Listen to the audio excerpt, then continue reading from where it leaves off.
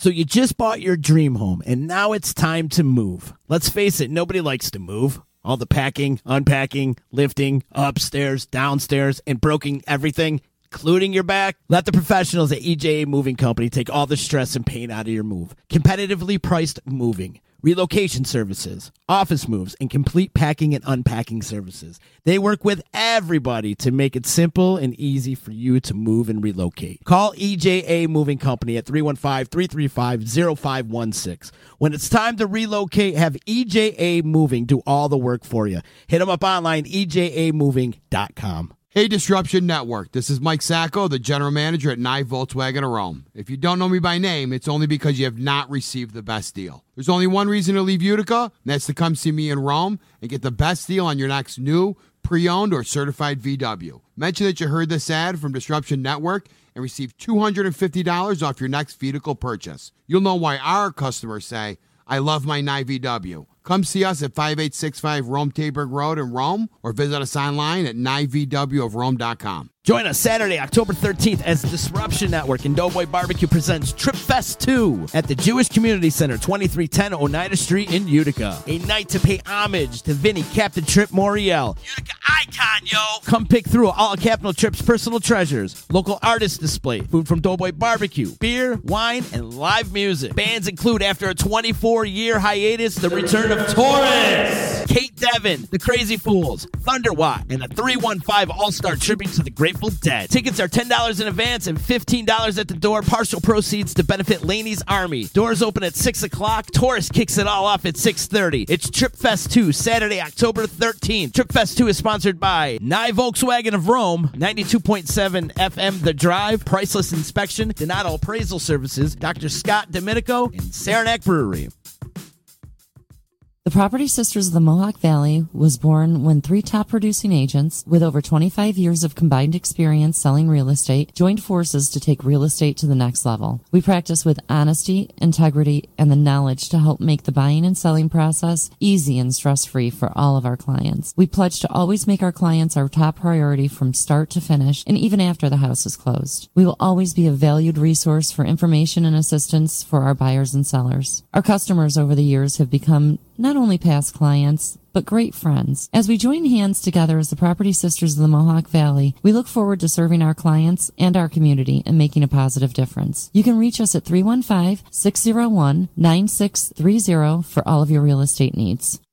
All right, listen up, everybody. This is former Governor of California, Arnold Schwarzenegger. You're listening to the D-Line, only on Disruption Networks. That's the D. Do it now. Rah, rah. Welcome to the D-Line. Illegal contact! Number 51! Zinkutsu elbow thrust! To the up back! Oimawatsu roundhouse lunge kick! To the quarterback! Takatami Answord block to the... Shoot, never mind. 15 yards! First down! Live football podcast on the Disruption Network. You just got the feeling that he spelled the 8-hole and then got it in the end zone. You find out life's this game of inches. So is football. And now, here's your hosts, Chicken, Caleb, and Sil. But they are who we thought they were. And we let them off the hook. What's up, everybody? Welcome to the D-Line. Let me turn on the cameras. There we go. Hey, all right. Only a couple seconds late. Yeah, it's just pretty. Good thing there's a 30-second delay online. Yeah, but you'll still see it. Right. You'll still see my goof up here. Hey, there we go. Yeah. What's going on, fellas? Nothing, man. Another good week of football last week. Another surprising week, I thought. Dude, what the hell was that? I don't know, man. They're the Bills again. The fucking Bills. The Buffalo Bills. Yeah, man. I don't know. It was a wild week in football, I thought. Sons of bitches. I was sitting in Las Vegas, drunk at a sports book, 10:30 in the morning, watching football, and I'm like, the fuck is happening? Like, what the fuck is happening? You know, like, It was a wild weekend, man. It was a wild weekend in football, I thought. And I think there was a lot. It wasn't because of great games. I think it was because of blowouts. We predicted the Jets. So, that the one. JTS. That one we saw a mile away. Yeah. Yeah, we saw that one coming. We saw that one coming. Well, Chicken didn't, but you and I. Yeah, of course. They're the Jets. You can't really bet on them. Yeah. But, yeah, I was very impressed with the performance by Sam Darnold. I'm not going to say, listen, I was sitting there. He's on point. I was sitting there by myself watching these games, and I thought of you guys, and I said, is it what we had talked about? And we had talked about the coming out party. And when it happened for Trubisky, I'm not saying it was this week. I'm not saying it was this week, okay? But the flashes were there, and it was good. His downfield accuracy is surprising for a rookie like that. So, dropping him in. Yep. I was impressed. So, Well, and it makes you wonder, though, if they really put a lot of talent around him. I mean, like, who's their number one wide receiver? Who's their running back? I mean, exactly. Crowell, he fucking 200 yards. Yeah. I'm not saying they're bad by any means. You're right, but they're not marquee guys. It's not a name that you're going to be like, fuck. Right, like if okay. you put, back when Brandon Marshall was there, like it was like, or Santonio Holmes, like, fuck, those are guys who have done it in the league. Like, exactly. Curse is kind of an unproven commodity from when he was in Seattle, but he's been very good.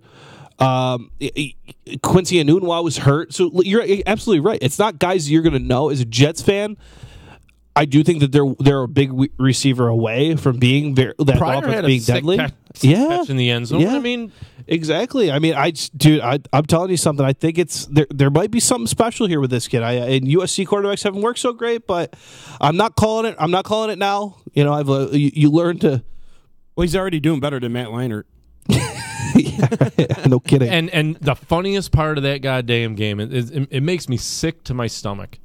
The guy gets the 2-point conversion at the end of the game and goes 100 yards. Did you see this? No. Oh my God, he goes 99 yards and falls at the 1-yard line. He was so close, and the game there was no more time left on the clock. And he fucking did that. It was so sad. Yeah, sad. The game I watched was that Chiefs-Jaguars game. Oh, man. I didn't see much of it. The Chiefs. I finally got to give the Chiefs props. I finally do. Patrick is real. Patrick is real, boys. I'm telling you, there's something about that Mahomes kid. He's getting the job done. When you could drop 30 on that Jags defense, I mean, that's... They're just not the same defense they were last year. Ramsey was just pedestrian. Yeah. Well, that Chiefs offense, who are you going to guard? I mean, you got a lot of small, quick, fast guys, and then you got Kelsey, and then you got Hunt. Right. I mean, it's pick your poison. The Jags offense is not the same without Fournette, and he's out till week 10 now. Well, I think I think you're right about Fournette obviously being out. That's a huge loss, but I'm telling you something. I wouldn't have been so hasty if I was them to just give up on Allen Robinson and give up on Allen Hurns. Right. All right, they're both gone. Those are your 1 and 2 from last year. Yeah. I mean, we've seen D.D. Westbrook's pretty good. All right. I really can't tell you who their other perennial wide receiver is, but Safarian Jenkins was good with the Jets last year at tight end. He had his reclamation in New York last year, and he got straight. But at the same time, it's not like you said about the Jets. It's you gotta help me out. Like, yeah, you have Fournette, but what ain't gonna do? No, so. And, I don't know. They just went out, so they lost Clement for the year, and now they just went out and signed Jamal Charles, who's like 31. Yeah, an aging Jamal Charles, which is a veteran presence. I'm not going to write that off. He's a guy that can catch the ball out of the back. Yeah, too. Right. So he should be, serviceable. Yeah. He's not your every down in between the tackles type of back, but I mean he's a guy that can stretch the field. He's a guy that he's still got speed. Sure. I one game that I was thinking about as we were watching it too Thursday night was last week's Thursday night game, the Patriots and Colts. That game got close for about 3 seconds. It was like I was like, oh fuck, we're gonna look like idiots. My god, we're fucked. We're fucked. It was about 7 minutes. I think it was close for. Yeah, like I said, because I had that same moment. I'm like, wow, this is really close. No, it's gone. Oh shit. And keep smiling. And the Browns just doubled their winning total in the past 3 years. Right, dude. I know that was incredible. One point one thing that I got started to think about this week because I think we're into week 6. All right, we're going into week 6, so we've got 5 weeks done. So in essence, we're a third of the way through for mathematics. Somewhere with my Holland Patton math, somewhere that works out to be around a third. Your Holland Patton meth. That Holland Patton meth. But anyways, so we're about a third of the way through the season. I mean, we're starting to think about some coaches got to be on the hot seat, and I'd like to start out with one who got his ass beat in last week, and it wasn't a game I predicted, and that is Mike Smith in Atlanta. You gotta see more in Atlanta. They got so much talent. They're 1-4. They got so much talent on that team, and they're to me they're like that paper tiger team. They look really good on paper. Yeah. And then you get them in the games, and they just fall apart for some reason. And I think it's their defense. It is. I will say this. This 1-4 has kind of snuck up on me. I kind of didn't really know that they were 1-3 going into last week even. But it's just not clicking down in Atlanta. I mean, Julio Jones, I saw today. Julio Jones has gone. Here's the John Silbreth fact of the week. Julio Jones has gone 10 consecutive regular season weeks without a touchdown.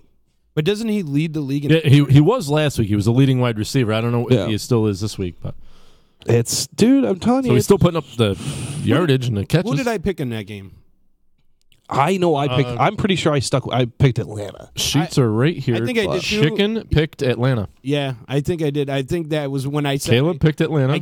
I have a hard time picking Atlanta, but then I picked Atlanta. Gaff picked Steelers. Yeah, Steelers were kind of the only smart one. Well. And that's it. My heart wanted to go with the Steelers, but they were fledgling. They yeah, really right. playing well, yeah. and I'm like, they tied the Browns. Was your exact argument? Yeah, yeah. And this is why I never bet on the Falcons. This is never why I can't pick the Falcons. Every time I do, they lose. Yep. Yeah. Even when they're up on freaking Tom Brady at the halftime of the Super Bowl. 28 points. How do you really feel, chicken? Dirty bastards. Dirty bird of hell.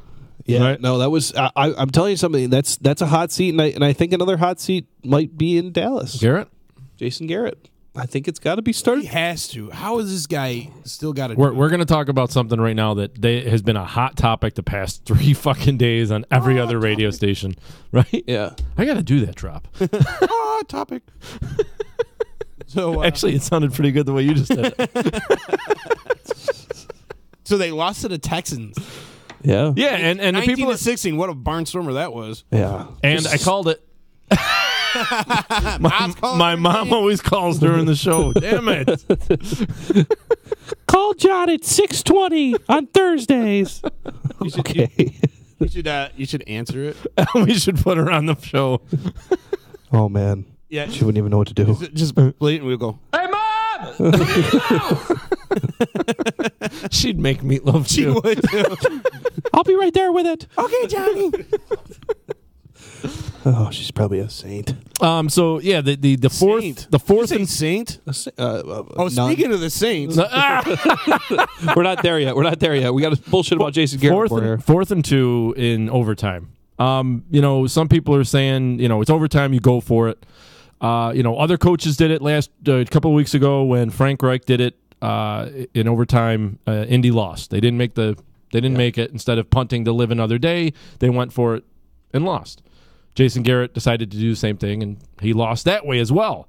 Whereas, who went for it a couple weeks? Indy, right? Wasn't it Indy? Yeah, well, Indy, yeah. But then another coach. your mom. Yeah. Fuck. That's why she's calling. So somebody just went for it, in on fourth down in overtime, and they made it. Was it the Browns? And in fact, the Rams went for it just to finish the game, 4th and 1. Yeah. To just win the game. And the Rams squeaked by the Seahawks. Yeah. Well, no, division match. We called that game. We said that division plays each other really, really tough. And nobody gave the Seahawks a chance. I knew they were going to lose, but, man, I knew it was going to be close. Yeah. Right. And they put up a good game. When Seattle was kicking ass a couple years ago, the Rams either beat them or played them really tough, just like that. twice, Yeah. I'm not done with Jason Garrett yet, by the way. Okay, so All right. back to that. Yeah. No, I'm with We'll you. get to the fucking Rams in a minute because I got a fucking bone to pick with those ass I'm guys. just saying, Right. a lot of people are going off on Garrett for his conservative play call, and you know what? I there's proof that it doesn't work either way. Sure. So Stick with your call. I mean, if that's your call, that's your call. I think this is that locker room losing moment, though. But what is? Oh yeah. What kind of weapons does he have to go with? I mean, your option is run Zeke to the left, run Zeke to the right, run Zeke up the middle. I'm going to give you a stat I heard the other day. 94%. That's their percentage on fourth down. 94%. They've missed 1 fourth down. Oh, that's pretty good. So, if they can't even think they wouldn't get it on fourth down because they have. They're like 8 out of 9 or something like that. Finding a way to get it done. They've drafted O-linemen the past few years. They got Zeke. They built their offense around running the ball. There's no excuse. Yeah. So I don't care. Fucking Dallas sucks. So yeah, fuck Dallas, right? But you look at what I hear today that what's it run? Their wide receiver Beasley, is their top wide receiver, and he ranks 79th in the league. So that should tell you something like 79, 79, dude. Yeah, but like you could tell, like they're missing that marquee guy, that go-to guy. Went in. I hate to say Des Bryant. I mean, even Des Bryant, just his reputation alone, carries something for him, right? Yeah. Drew attention. Now you have nobody on that team scares you as far as wide receivers go. But this is where it's the time for the new voice. It's done. He's not going to. Jason Garrett is not working. It's not going to work for you. It's time to move on. Yeah, but he's the puppet. You know what I mean? That he's the puppet coach. That's the only reason why he's stuck around all these years is because he's the puppet coach. He does whatever Jerry Jones wants him to do. And that's why Jerry Jones doesn't want to move on to another coach, because he has a puppet. A new coach comes in there, and he's going to want to run the show a little bit, and it's not going to work. Yeah. Right? Then you're going to have like the Bill Parcells, you want me to cook the meal, you got to let me go buy the groceries. I just thought, what the one story too this week with that story too is that I was kind of blown away by is the fact that it came out in the media that Garrett had to go to Jerry Jones. There was a story I saw that was Garrett explains to Jones why his decision making. I understand Jerry Jones is a hands-on owner, but suck a dick, okay? The fact that comes out in the media, I had to go to my owner and explain that. There's a lot of teams. I mean, there's probably times Chris Johnson calls Todd Bowles and says, "Hey, what was this? Why are we doing this?" Or there's probably times when John Lynch has to answer to the brothers that own. We 100% know that's going on in Buffalo. Yeah, exactly. That's a great point. Pagula's calling and asking for why is this decision happening? Okay, that shit doesn't have to be aired out. Okay, so and here's the thing that coming out of that conversation. Mm-hmm. That's that cocksucker Jerry Jones telling people about that. Because Garrett's not. If you call and we have that conversation, that is a conversation between you and I. It doesn't get out, and that's a good thing.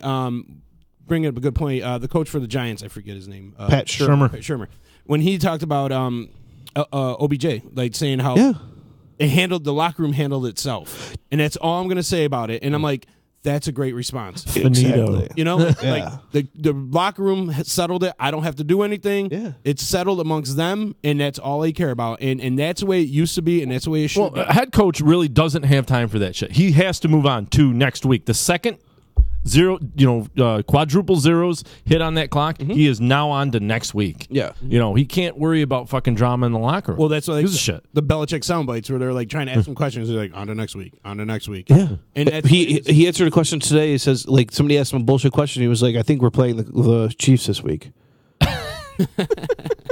You think he's just selling out? We're playing the Chiefs. Like, no. Not I think. He said, we're playing the Chiefs this week. That was the direct response he gave to the question. And it was probably a question about, like, Josh Gordon's, like, toenails or something like that. You know what I mean? Like, some bullshit that doesn't matter. Right. So it's just, that's a very frustrating thing. And that's why I'm telling you, it's going to be a little road back here for Dallas, because you're looking at also, you have to remember this. We're looking at, if Garrett goes, okay? Garrett's gone, I think, at the end of the year, if not this week. Just saying. Just throwing it out there. I called it at the beginning of the year. Jason Garrett, I thought, would be the first place. I don't think he's gone. Okay. I don't think Jerry. We're playing Jacksonville. Oh, yeah. Wow. Okay. I think they don't let him go because who are you gonna advance? Why? Because of last week. Why am I scared to death of Jacksonville and Dallas? Why do I think Dallas has a shot? Listen, they don't. Dallas has no shot. But here's what I'm saying.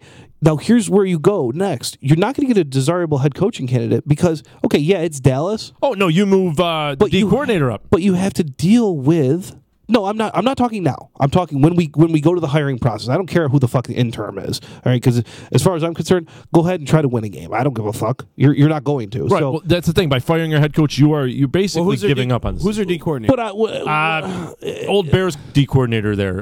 Is it fucking Marinelli or Marinelli. whatever? Yeah. Now I wanted to say Fernelli. Now, Bum, meaningless, never head coach again in the NFL. What I'm saying is, not a desirable job. Who the fuck wants to go and coach if you're a young head coach for Jerry Jones? Okay, all you're going to do is control me. I'm not going to be able to run my own thing. So here, now we're looking at usually a rebuild, which is going to have to come. Rebuild around 2 star players takes about 2 years. Well, in 2 years, unless you can somehow re-up Dak and re-up Zeke to big contracts, which you're going to have to do, they're gone. So then the rebuild starts over again. Well, you know, it's a revolving not door. necessarily like, you know, if Dak keeps playing the way he's playing, he might go cheap. He's a quarterback in the NFL. He might go cheaper than you think. I mean, yeah, he's a quarterback in the NFL. Jerry's been on the radio this week saying, they don't have a bona fide number 1 receiver, and that's his fault. And that is 100% his fault. Right? Even Dev was arguably not a number 1 receiver. You're the man spending the money. You are ultimate football decisions. Director of player football operations for the Cowboys comes down to Jerry Jones. Yeah.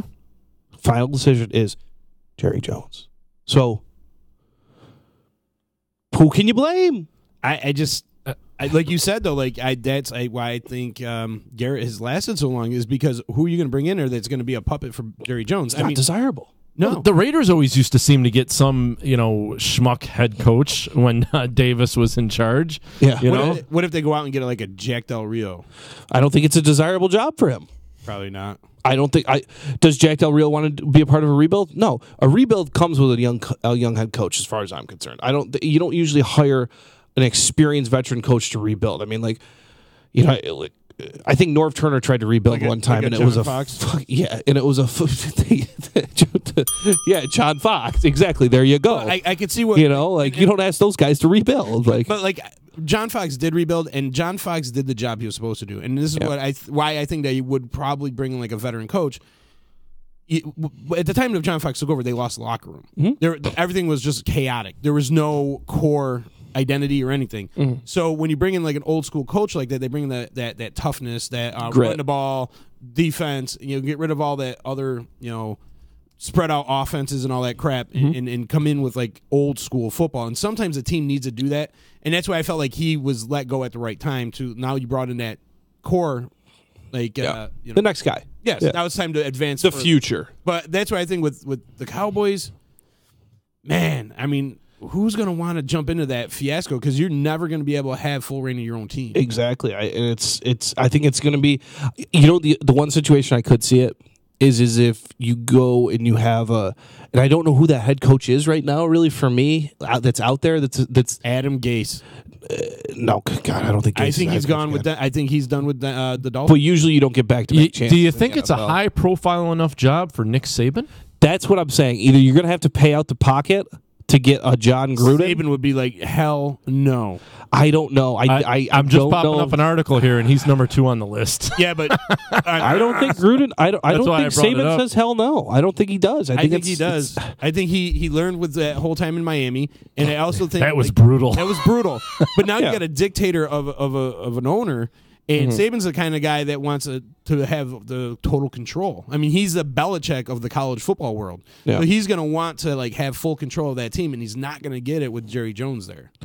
I think I think we're a few more years away from Saban getting to the NFL. I think it's going to be kind of like, remember how we heard for like 3 or 4 years that John Gruden was going to be like coming back to the NFL. John Gruden, Bill Cowher, John Gruden, Bill Cowher, John Gruden. It took like 6 years for John Gruden, or like 10 years for John Gruden to finally come back after all that talk.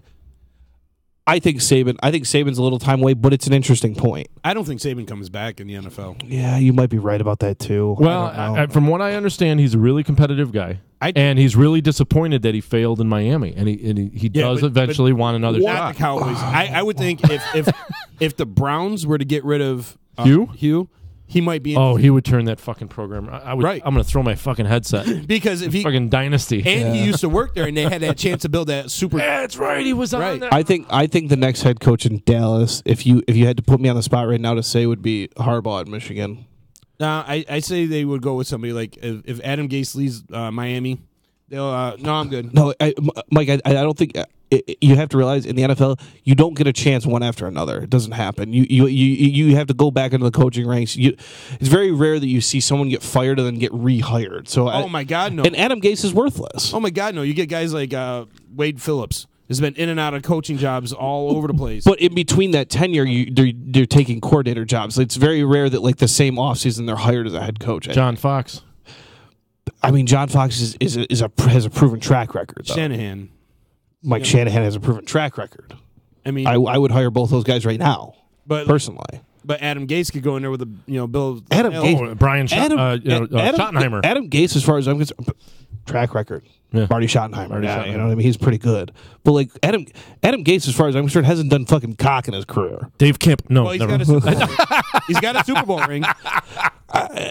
Yeah. He's got a Super Bowl ring. I understand that. He played with Peyton Manning and all that. I mean, the hype on him, where he could go to a Jerry Jones and say, "Oh yeah, I can get this offense right. I didn't have the talent over here because nobody wants to play in Miami. I have the talent here in Dallas. We can get more talent if I could see him selling it and being the puppet that Jerry Jones wants." I see you with your puppet idea, but Adam Gase, I think this might be his only head coaching job he ever has. Chicken loves puppets. Meat puppets. Meat. You know another team that quietly has the opposite record of the Atlanta Falcons that surprised me a lot is the Cincinnati Bengals. Yeah. Oh, dude, they're tough. And hello, Marvin Lewis. Remember you guys told me fucking Mixon was going to be out last week, and I knew he was fucking playing, and he had a great week. Yeah. They were down 17-0, and now this is late third quarter. Okay, so for them to come back and score 27 unanswered, 2 defensive touchdowns in like 17 minutes of time is just awesome. Fuck you, Erica. But who have they played? Have they played any real talent so far? I mean, the Dolphins had a decent record when they started this game, but I mean, we all know Dolphins are fool's gold right now. They've played. Oh, you got it. Played the Colts, the Ravens, and they played the Colts. Okay, that was week 1. Didn't know what we were gonna get. They beat the Ravens by 11. They lost. Then they lost to the Panthers. Then they lost a 1-point game to a Falcons team that's pretty good. Or they won a 1-point game to a Falcons team that's pretty good. I'm not the Falcons that are 1-4? But we just said on paper that's an intimidating matchup. Right. But that's good teams find a way to win. You have to win the game. Bad teams lose those games. Yeah. So right now, Atlanta at 1-4 in my book is a bad team. Yeah. That's it. Yeah. That's a good point. Yeah. Suck it, Bird fans. And I don't know, like the Bengals scare me because they'll come out of the gate and they look so good so many times, and you're like, oh my God. Well, then Marvin Lewis kicks in. Yeah. Then they look to the sideline and they're like, who the fuck is that guy? Oh, that's Marvin. Andy Dalton forgets who AJ Green is. What the heck are they doing here? They try to reinvent the wheel with some fucking no-name Mohamed Sanu type player that they try to make his career by throwing him a couple touchdown passes and shit. It's Burfict was out for a couple of games. It didn't really stop him.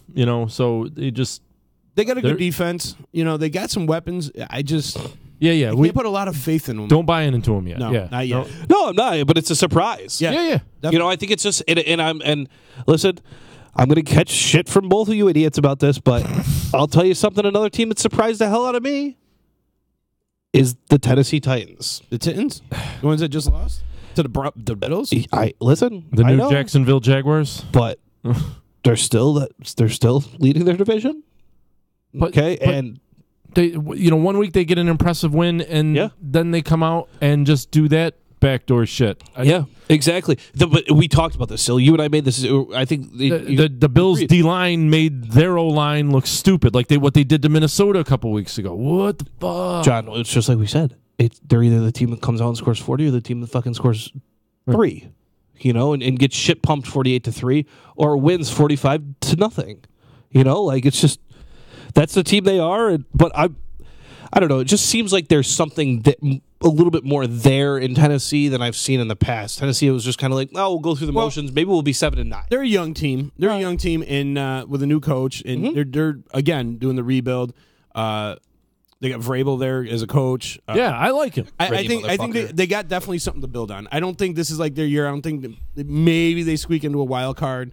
Sure. Yeah. We'll see what happens with that. But I think they're building in the right way. Yeah. They're an up and coming team. I think they're going to be a little bit tougher in the next couple of years.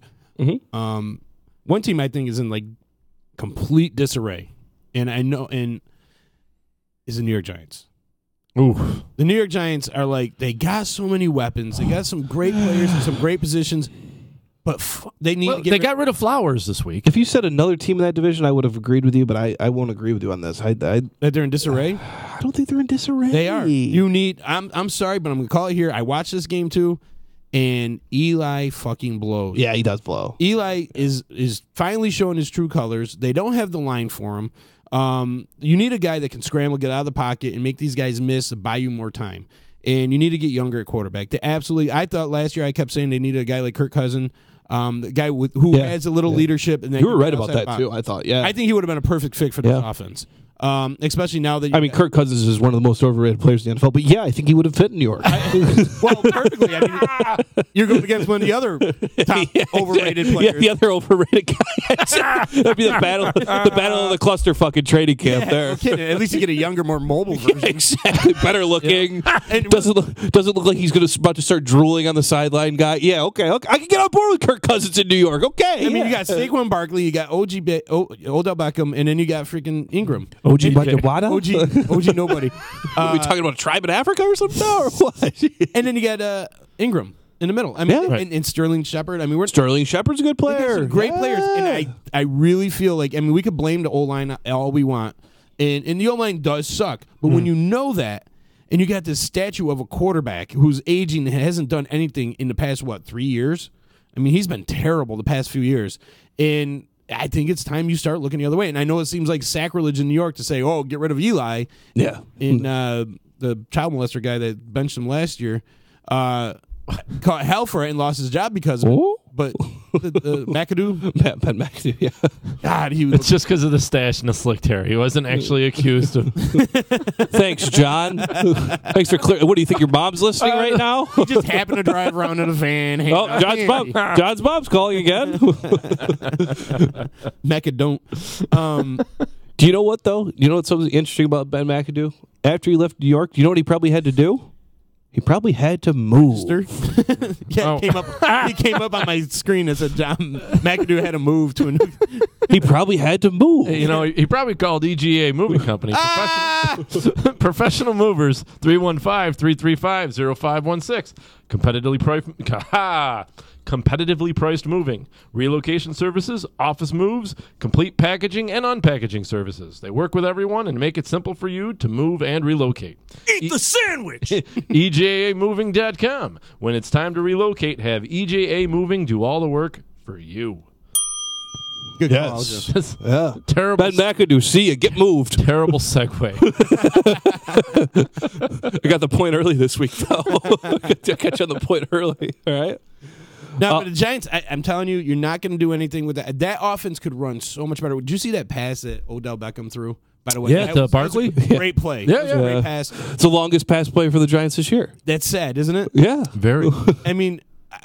They need a bigger wide receiver. They need that bigger target. Like Eli, when he had those good years in New York, which he still threw over 20 interceptions those 2 years that he won the Super Bowl, but he had Plexico Burress, who's 7'3", and then you had Manningham and Hicks. Right. And those guys were 6'5" plus.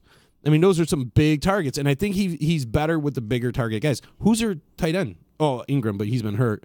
But he needs those taller receivers. These 6 foot guys, they're harder to hit for him. He has no timing. He has no accuracy. I think Eli's time in New York is gone. But I think you know what though? I think the Giants are in a decent spot. I think. Okay, the defense is pretty good because that division sucks. They just got Nate Soldier to help the offensive line. He's been good. Okay, the offensive line will come for them. Like you said, Flowers was gone. See ya, bye, gone. But they have offensive weapons. See, we're at a point now where the Giants' need is at quarterback, but they have filled other positions around it. You look at Dallas. If you were to take a team like Dallas, they filled their need at running back too. The Giants, as far as I'm concerned, have a top 5 running back in the NFL. I think Saquon Barkley is very good. Okay, and I think he's going to be very good. Excellent. I think he's going to be very good for a long time. So now they have the pieces around. So now you need to go and get yourself a quarterback. And we just got notified our guest is not going to make it tonight. Damn. Gaff, you out there? I was really hoping. Greg Williams, where you at? Well, we'll make it through. We'll be all right. I think we've done this before. Yeah. Right. Sorry you're not going to make it, man. No, we'll get you back in a couple of weeks. So how's this? How do you feel like the Giants fan, the New York fan group will actually take to getting rid of Eli? Because it seems like the second you mention it, they get all pissed off and they get all like. I think it's time. I think a lot of them have realized it's time. It was time like 3 years. Yeah, that's the thing. Yeah, Webb's not going to do it. He's not even there anymore, is he? Is he gone? Davis Webb is gone. He's not. Yeah, so it's like they should have drafted somebody a couple years ago. The next quarterback in New York is not in New York. I thought they did draft somebody. They drafted Davis Webb, but he's not the answer. They cut him out of training camp. Nassib's still there? No, Ryan Nassib's collecting dust somewhere else. I would take Nassib. I mean, he played well in preseasons. Yeah, I mean, I think it's a college quarterback. But to be honest with you, I think with this record, it might be. They'll be top 10. So yeah, which is I mean, they're already scouting. But do you want to go back a rookie, like a team like this? You have yes. I think a rookie would be phenomenal for this. I think no. I think if you had gone out there and grabbed a Case Keenum, or if you grabbed a Kirk Cousins, Case Keenum, or Teddy Bridgewater, or one of these guys that have like some background to them that like actually know how to play the game, that we're not teaching them brand new. I mean, you got some guys that can win now. You get some guys that can win now. You don't have to do a complete rebuild. I think if you go to a rookie quarterback, you're doing a rebuild. Yeah, but guys win 1 year out of the gate, and some guys go through the growing pains year one. I mean, Sam Darnold goes through it. They've got a relatively young number one wide receiver. They've got a rookie running back who's locked up on a long-term deal now. Right. So bringing in a rookie quarterback isn't that bad of a thing. Listen, I'm going balls out this year. I don't know who the top quarterback is right now. I can't. I'm not sure. I'd have to really sit down and think about it in the college ranks, but I'm going for it. One good thing in their favor is, last year was such a deep quarterback heavy, draft that I think a lot of people filled that void, and they're still trying to see, how those guys develop. Yeah, you did. Yeah, and so I think not a lot of teams are going to be going for quarterback. Yeah, I think that a lot of teams already got their quarterback locked in. I mean, right. Yep. Who out there would be? So now they'll definitely, if they want to back up, they'll wait till later rounds, and if they got to get anything. Because I'm thinking like what teams out there need a quarterback? Here's your quarterback needy teams at this moment. All right, so if we just go down like this week, so okay, the Giants. The Chargers are going to start to become one. Yeah, Bill's getting old. Yeah, I was going to say Chargers got to start developing somebody. Tannehill's question mark for Miami. 4-year deal. Miami definitely, I think, could benefit. Washington. They gave Tannehill too much money. Washington, no, because Alex Smith got 4 years. Pittsburgh with Roethlisberger, maybe. What about Oakland? I know they gave what's his name a lot of money. Yeah, but he's fine. He's not the problem. You got to give him a couple years under Carr is not the problem. So Tampa Bay, Fringy could if they don't want to deal with the problems. Jacksonville's always in the hunt. New England. Jacksonville. So you got about 6 teams that are quarterback needy, I think. But I don't think New England's going to pick a top number one quarterback. Aaron Rodgers is pretty old. Yeah. Yeah, they got to start thinking about it, like his replacement eventually, because I mean the way he plays, he gets hurt a lot. I mean, he's. I think we're moving away in the NFL though. From what I've kind of seen in the past, is it's not so much. I think the days of Aaron Rodgers, sitting for a few years are gone. I think it's 1 year. And we've learned too that sometimes it's 10 games. Because it's the fan base. The fans want it now, so they're. And that's the thing. You get excited. I mean, the Jets fan base. They saw Darnold the first preseason game, and it was put it in marker across the wall because he's going to be the starting quarterback. You're right. You're absolutely right. Well, what about the Redskins? Alex Smith got a 4-year deal. Right, but they got to start developing somebody because Alex Smith is not going to play forever. But again, what is there? I mean, gone are the years of development. I think, Mike, in the NFL. I think it's a 1 year process. It's Pittsburgh, Jared Goff 1 year, Pat Mahomes 1 year, Mitchell Trubisky 10 games, Sam Darnold thrown right into the fire. Well, Trubisky was 4 games. 4 games, sorry. Dak thrown right into the fire. Marcus Mariota right to the fire when he came into the league. Yeah. Yep. I mean, it's the dude from the Browns, Mayfield. Well, 2 games. Exactly. You know, so it's I think you look to develop more of unproven quarterbacks, and you might hit lightning in a bottle with one, like the Giants tried to do with Davis Webb, like the Patriots did with Jimmy Garoppolo. So look, I mean, at Baltimore, I mean, I know they picked up what's his name there? Oh Christ, I know from RG3 Johnson. No. Lamar Johnson. Yeah. He's probably the future there then, yeah. So, but you know, you still got like I say the Steelers got to start picking up a quarterback. I mean, I know they drafted one last year, but you just to prove my point. I mean, Giants could luck out where the fact that a lot of these guys already drafted somebody that that they feel like could lead their team, or have as I would say, this college quarterback crop is not as stellar as last year's was, or not as deep as last year's was. We'll put it there. Okay, there's going to be your 1 or 2 top guys, you know, but it's not as deep as we were talking. We were 6 quarterbacks in the first round this past year. Yeah, that was really cool. You know, like that's fuck. Kind of reminds me back when McNabb and those guys got drafted, and got Dante Culpepper and who else came in that draft? That was a huge one. Was that Tim Couch year? Oh Christ! Cade McNown. Ben Roethlisberger. No, he came with the other one. But yeah, I mean that was a deep, heavy draft. So like, I feel like a lot of people addressed it in the past 2 or 3 years. Yeah, and so the Giants could be rewarded for that, but I would not put it out for somebody like Jacksonville. Right? No, but Jacksonville should do well enough to not be in that position to draft that high. And that's what I feel about New England. And New England typically doesn't draft number 1 for like quarterbacks and shit like that. Well, all of these aging teams, that's kind of the caveat to it. A lot of these aging teams, with the exception of I guess we'll say the Giants at this point, all of these aging teams have decent records. They're going to be 15 or higher picks in the draft. So, you know, what about the Bengals? Think they might be looking for a quarterback? I think Andy Dalton's still there. He's still got a few more years. The Amish rifle. He's another one that, like, man, I don't know, like, because he's so wishy washy and just keeps getting the job done. And you know, that's where I compare like Eli Manning to a Jay Cutler. They'll give you all that, like they'll have those games where you're like, oh my god, they look great, so you stick with them. And then they shit the bed for the next couple of games. You're like, oh, let's get rid of him. Then he'll have a great game again. And you're like, right, yeah, son of a bitch. If you just sucked, we get rid of you. Yeah, right. Or if you're great all the time, then we know. You keep making me hop back on that goddamn bus. Yeah. Right. Like you it was never Cutler didn't break your heart because he was always bad. Because if he was always bad, they would have gotten rid of him. Yeah. But he would do like he pull some shit out of his ass, and you're like, oh my god, this guy actually got it. All of a sudden, he'd have a fucking heart and show you, fucking determination and strength. I seen him throw a touchdown pass sitting on his ass. Right. You know what I mean? And you're like, yeah, he finally got it. He's going to turn the corner. And then he just throws a 4-picker.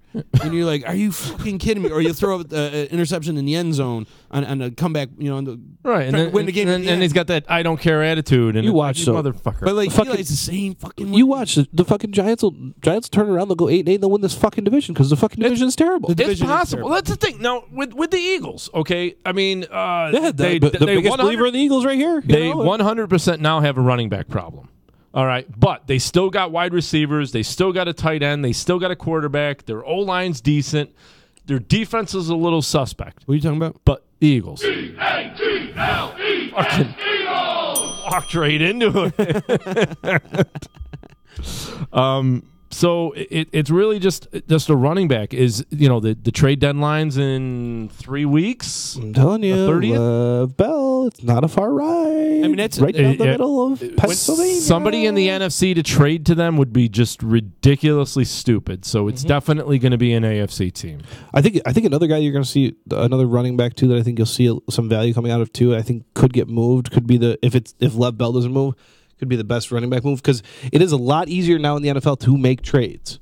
Is Tevin Coleman, the running back in Atlanta? Now it would be tough for me if I'm in the GM's office trying to move him, thinking about the problems that Devontae Freeman has injury wise and what Tevin Coleman's done. But if I can get a return for that guy, man, if somebody comes a call, let's do it. Or another guy too that I think they could move, and I don't know how the fuck they won this past week, but it's Garrett Blount in Detroit. How do you let him go? Seriously. Yeah. How do you had a great formula last year. Well, I don't get it. Now you just they thought Sproles was going to come back. Fine, whatever. My buddy lent some eyes checking. He says their offense got figured out. I agree with that, and it's true. Yeah. I mean, but it got figured out also because they had got hurt. They lost Frank Reich. Well, they lost Frank Reich, but they also huge lost. That's a great Alshon point. was out for a while. Aguilar's readjusted going back to Wentz. I guess they lost their punter. Yeah. Aguilar plays better under Foles with Foles at the helm than because Foles targets. Aguilar plays well when he can catch the fucking ball. But I feel like they're not as imaginative. Maybe that's because of the Frank Reich, but because the guys have been out, they haven't had those options. I mean, Trey Burton's gone. Yeah. I mean, that's another guy. I mean, they don't have the great backups that they had last year. Now they're relying on guys who were. A guy could go out and another guy steps up. Now they don't have that. They don't. Right? They were purged. In the offseason. That's what happens every Super Bowl team every single year. I'm telling you, keep it in the back of your mind. What the Eagles did this past week too quietly with some contractual moves and stuff like that was interesting. Fletcher Cox's deal freed up $6.5 million. Fletcher Cox. All right, yeah, exactly. But you would like to.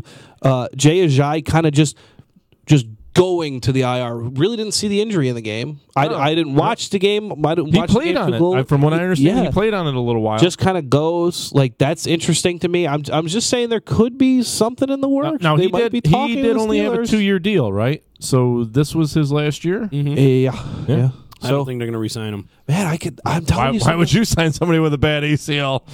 I mean, they got what they wanted out of him, right? With like notoriously bad knees. I mean, Jay Ajayi's battled knee problems his entire career. So I'm telling you something. I look at the trade deadline is looming in 2 weeks, and I think is Le'Veon Bell in it? I think he's moving. I mean, I've heard it's like I said. I'll reiterate it. Do you think Philly ups the ante for Le'Veon Bell? Too good. It's one good player and a second-round pick. So I mean, I don't know who your good between player them and is, Jacksonville needing a running back now. It's a hot market now. Yeah, I just don't think two people who desperately need one. Jacksonville doesn't come back. Jacksonville, I don't think makes sense there because of the future. You're kind of looking. I know what you mean, though. Yeah, Bell, but I'm just saying a running back. So I see a running back from the NFC going to Jacksonville. Sure. I see. And obviously Philly proves it doesn't hurt to have two running backs. I think Philly offers a maybe a Michael Bennett.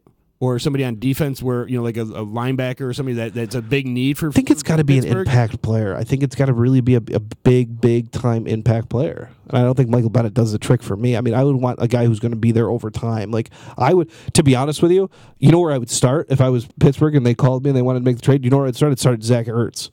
And I would say no. They would hang up the phone quick, but that's where I would start. I would start at Zach Ertz and we'd work from there. I would say, give me Zach Ertz in a second-round pick, and you can have Le'Veon Bell. I can't believe I'm going to say this fucking name from all my arguments I've had with you several times. Nick Foles. Oh, but for a running back? Interesting. Yeah, I mean. Yeah, but do they need him? Well, a team like Pittsburgh? They don't need him.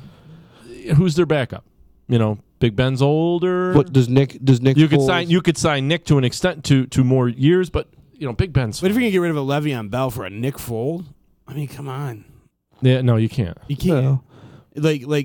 But I mean, if you there's definitely it's not player for player. There's definitely gonna be draft. Len Samaya's saying that McCoy would be a better move to Philly. I agree. Yes, I was just going to go there. But that's a great point, Len. Philly? I mean, he had some butthurt moments over there in Philly when they got rid of him before. No, I think he would go back to Philly. I think he would definitely go back. It's a new regime. It's just the city. Being the city in the loves hunt, him. Yeah, a player would go for. Imagine all those jerseys would come out of the back of the closet for if he came back. I think it would be a great move for him. And he's got a lot of he's got a lot of years left. But here's the only thing: Buffalo's going to want something good for him because they have nobody else. I mean, other than that, if they had somebody Nick Foles, else, but that's the thing. I don't think. But that's why. That's all the more incentive for Buffalo to get rid of him because it's a total rebuild. He's their only offensive weapon. Right. They have nothing else. LaShawn you're McCoy conceding the season at that. Well, you concede the season. He's the only thing that puts asses in seats in that place. LaShawn McCoy does not figure into next season in Buffalo. I agree. And Len makes another great point. They need draft capital. They need a draft pick, and they also need to move a contract along. And you move the contract along, and you bring in draft capital. You probably can get McCoy for third or fourth round pick, I would imagine. You're saying I completely agree with you. You're saying, all right, yeah, no, 2018's done. Even though they might have 3 or 4 wins by the draft deadline. You weren't saying that week 1 when you started Nathan Peterman? What about the Raiders? Oh, right. what about the Raiders? Raiders to send over like Marshawn Lynch and a couple. Yeah, they've got two good running backs, and they got an extra first round draft pick. They got 2 first round draft picks from the Bears, right? That they could deal off. Yes. So they actually have the ability to make that move. I just don't know if they can afford to pay him. Where are you saying Lynch would go? It's Philly. Yeah.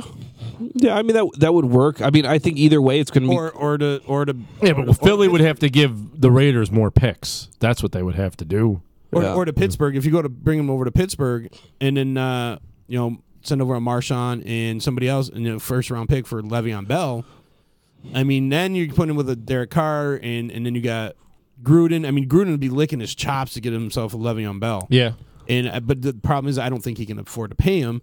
That was the whole reason why they had to get rid of Matt. He would be, but I think in any trade for Le'Veon Bell, it's not going to be a running back going back against him. It's going to be another position player at somewhere else, probably on defense. All these fucking what ifs are driving me fucking crazy. Yeah, but speaking of Marshawn Lynch, that dude got fucked again this week. One. Ready? What? The ball is at the Patriot 1. The Seahawks break huddle.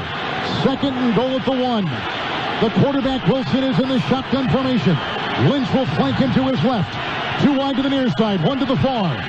In the shotgun, there's the snap. It's belt high. Quick throw. It's intercepted at the goal line. It's intercepted by Malcolm Butler. Malcolm Butler is intercepted Russell Wilson at the goal line. 20 seconds left. That's exactly what happened this week. Marshawn Lynch on the goddamn goal line at the 1, and they fucking throw the ball. And the same fucking result. It gets intercepted. And the funny thing is they had a clip of Derek Carr saying that if you're at the 1 yard line, they're giving it to Marshawn Lynch. He's not going to throw the ball. And then there they go. They throw the ball. Interception. Same exact. You have the toughest, not even arguably, the toughest to tackle in the NFL running back on your squad, and you throw the fucking ball on the 1 yard line. You deserve to fucking lose. Sad. Yep. It was just gross. Now, do you think that's a coaching call, or do you think he audibled at the line? Dude, if you audible, usually inside to outside run, you just change up the run. I mean, to go from run to pass is just gross. Well, that's what I'm wondering, if he audibled out of the run. No, and he saw something. I say the coaches played the numbers. Again, the numbers say to pass the ball in that situation because we outgun them outside. Well, bullshit. You've got the hardest to tackle running back in the NFL. Run the damn ball. Run it. I agree. You run it. You put your eggs in that basket. I mean, exactly. That's what you pay that guy to do. Right, and it's first down. And so fucking what if he doesn't get it? If he trips and falls. And that's why I think if you're the Raiders, you try putting Marshawn Lynch on a trade bill over to. Yeah, if you're not going to run him the way he should be run, trade him. You put him in either place. Pittsburgh or Philly will know how to run him better. Yep. And I think that both teams, because I mean, you got LeGarrette Blount played at both teams, and they use him in the same capacity. And I think you got a more athletic, physical running back than you did with Blount. I think that he fills that need for that short. Marshawn won't go east. Marshawn won't play in the East Coast. He'll retire. You think so? Yeah, he started East Coast. But, I mean, and look where he ended up at the West Coast, and he retired. Well, it's because he was with the Bills. What do you think? It's because of the weather, his old bones? I just don't think he's an East Coast guy. I mean, there's a reason he's from Oakland. There's a reason he signed in Oakland. There's a reason the hoopla went on when he retired and then unretired, and they traded him. When you got a chance to play with 2 potential Super Bowl type teams, I mean, you give like Pittsburgh that running back that can get you that short, heavy, hard yards. I think they'll do well, like the goal line type shit, like they did with the bus. Same thing with Philly. Philly doesn't have that, smash mouth running back anymore. Well, Philly, I mean, Jacksonville's warm enough. If Pittsburgh, he's not going East Coast, man. He's not going to the East Coast. It's not going to happen. It's just might not have a choice. Nobody and here's the thing too. If you're Pittsburgh and you're comfortable enough to make the move to trade. This is what I was saying with the player you get back. If you're comfortable enough to trade away Le'Veon Bell, it's for John Connor. John Connor is your running back. James, whatever that fucking guy is, James Conner, whatever. He's on my fantasy team. I don't even know his John was the guy name. getting chased by the Terminator. Yeah. But like if you're doing that, you're committed to him. He's your running back. So and I think if you're the Eagles, if you had the same offers on the table right now, if I was looking at offers for LaShawn McCoy or Marshawn Lynch, I'm going to take the McCoy deal. I hate to say it. I know. I mean, how many years has McCoy got left? It doesn't. He seems to get hurt when you make every single year. But these trades aren't down the road trades. I mean, LaShawn McCoy's I believe is a free agent in 2 seasons. So this is not a trade that you're like you're thinking about today. You're thinking about how are we going to get better to win this season. It's not so much thinking about next season because you know what? NFL teams really don't care. They'll just fucking cut him after camp and eat the dead money. Lenny's saying that he only came back for Oakland, and I know that's the truth. But if he gets traded, he doesn't have a choice. But moving on, I like to touch on the Saints kicking the shit out of the Washington, the division leading Washington Redskins. Right. And I think these people at the door. I don't know. With what's his name, Drew Brees, killing it. Yeah, absolutely cool moment, man. That was cool. It was cool to break the record on like a 60-something yard touchdown pass. I mean, and he owns almost every single passing record. Mm-hmm. Yeah, which brings up in the question you've been hearing all week on all the sports talk. And they're like, is he the best? And you're like, well, everyone's like, well, Brady's got all the rings, but Brady's also had great defenses. He's also had Belichick and whatnot. So I mean, that plays a factor in it. I mean, Sean Payton's a great coach. I mean, nobody's taking that away, but it's synonymous with Drew Brees. Sure. Same thing with Belichick is synonymous with Brady. Mm-hmm. I just don't think he ever had the right defenses around him. I mean, the year they won, and last year they had a pretty good defense, but this year, not so much. In years past, they had some pretty shitty defenses. Yeah, so he was asked to go out there and throw, 30, 40 points a game. But Drew Brees has got to be in that conversation as one of the best of all time. Absolutely. But he somehow gets missed. Everyone goes right to he's definitely elite. Joe Montana, the Brady, you go throw in the Aaron Rodgers and the Peyton Manning. Brett Favre. And which all definitely have a claim. Jimmy I mean, they're all out there. But when you look at what Drew Brees has done over his career, his resume speaks for itself. Amazing. It really does. It's like, wow. I mean, you could just stamp him in for 5,000 yards every year. So I guess before we move on to picking games, I really got to go off on kicking last week. There's no kicking. There was. Dude, you know what? The kicking was so bad last week. The NFL tied the NFL record for kicks missed in one day. There was 21 missed kicks between field goals and extra points. The week 2 was 19. 21, and then it ended up being 23 for the week between Thursday and Monday. No shit. Yeah, that's insane. I'm really thinking kicker salaries. If you're an accurate kicker, they're going to start requiring more money. I really think kicker salaries are going to start going up, especially with not really. I don't really know the kicking game intricacies of it too well, but I mean, especially not having a guy coming straight at you too anymore because you can't go over the long snappers. So like. That's why guys like Dan Bailey are getting better. A lot of uprights were hit this weekend. Yeah. A lot of uprights were hit this weekend. Carlos Santos is still kicking. Yeah. But then you had fucking Graham Gano come from 63 yards and just fucking pound it right up the Giants' asshole. Robbie Gould made 33 straight. Finally missed one this week. The Cardinals fucking winning. That was crazy. I mentioned Dan Bailey. Dan Bailey got hired, signed by the Vikings. He missed a critical kick. Yep. Mm-hmm. And he was automatic. I mean, he played with the Arizona Cardinals. Yeah, he missed. In fact, he missed 2. Right. Yeah. So I'm like, it's terrible. I got the list of every team that missed either an extra point or and it's just outrageous. Mm-hmm. And I'll tell you too. I don't know if you guys noticed it, but glad the Bears aren't on that record now. That fucking Joseph guy that signed in Cleveland. Did you see the game-winning field goal? That thing was shaky as shit. Knuckleball. It makes you wonder, did they change the goalpost? I mean, did they change the ball? Like, what's going on here? It is crazy how bad it's getting. They're just teams are really relying. Are we going to I think start Gary- seeing kickers go away and more 2-point conversions? I think Gary and Morton Anderson are stretching up right now. Right.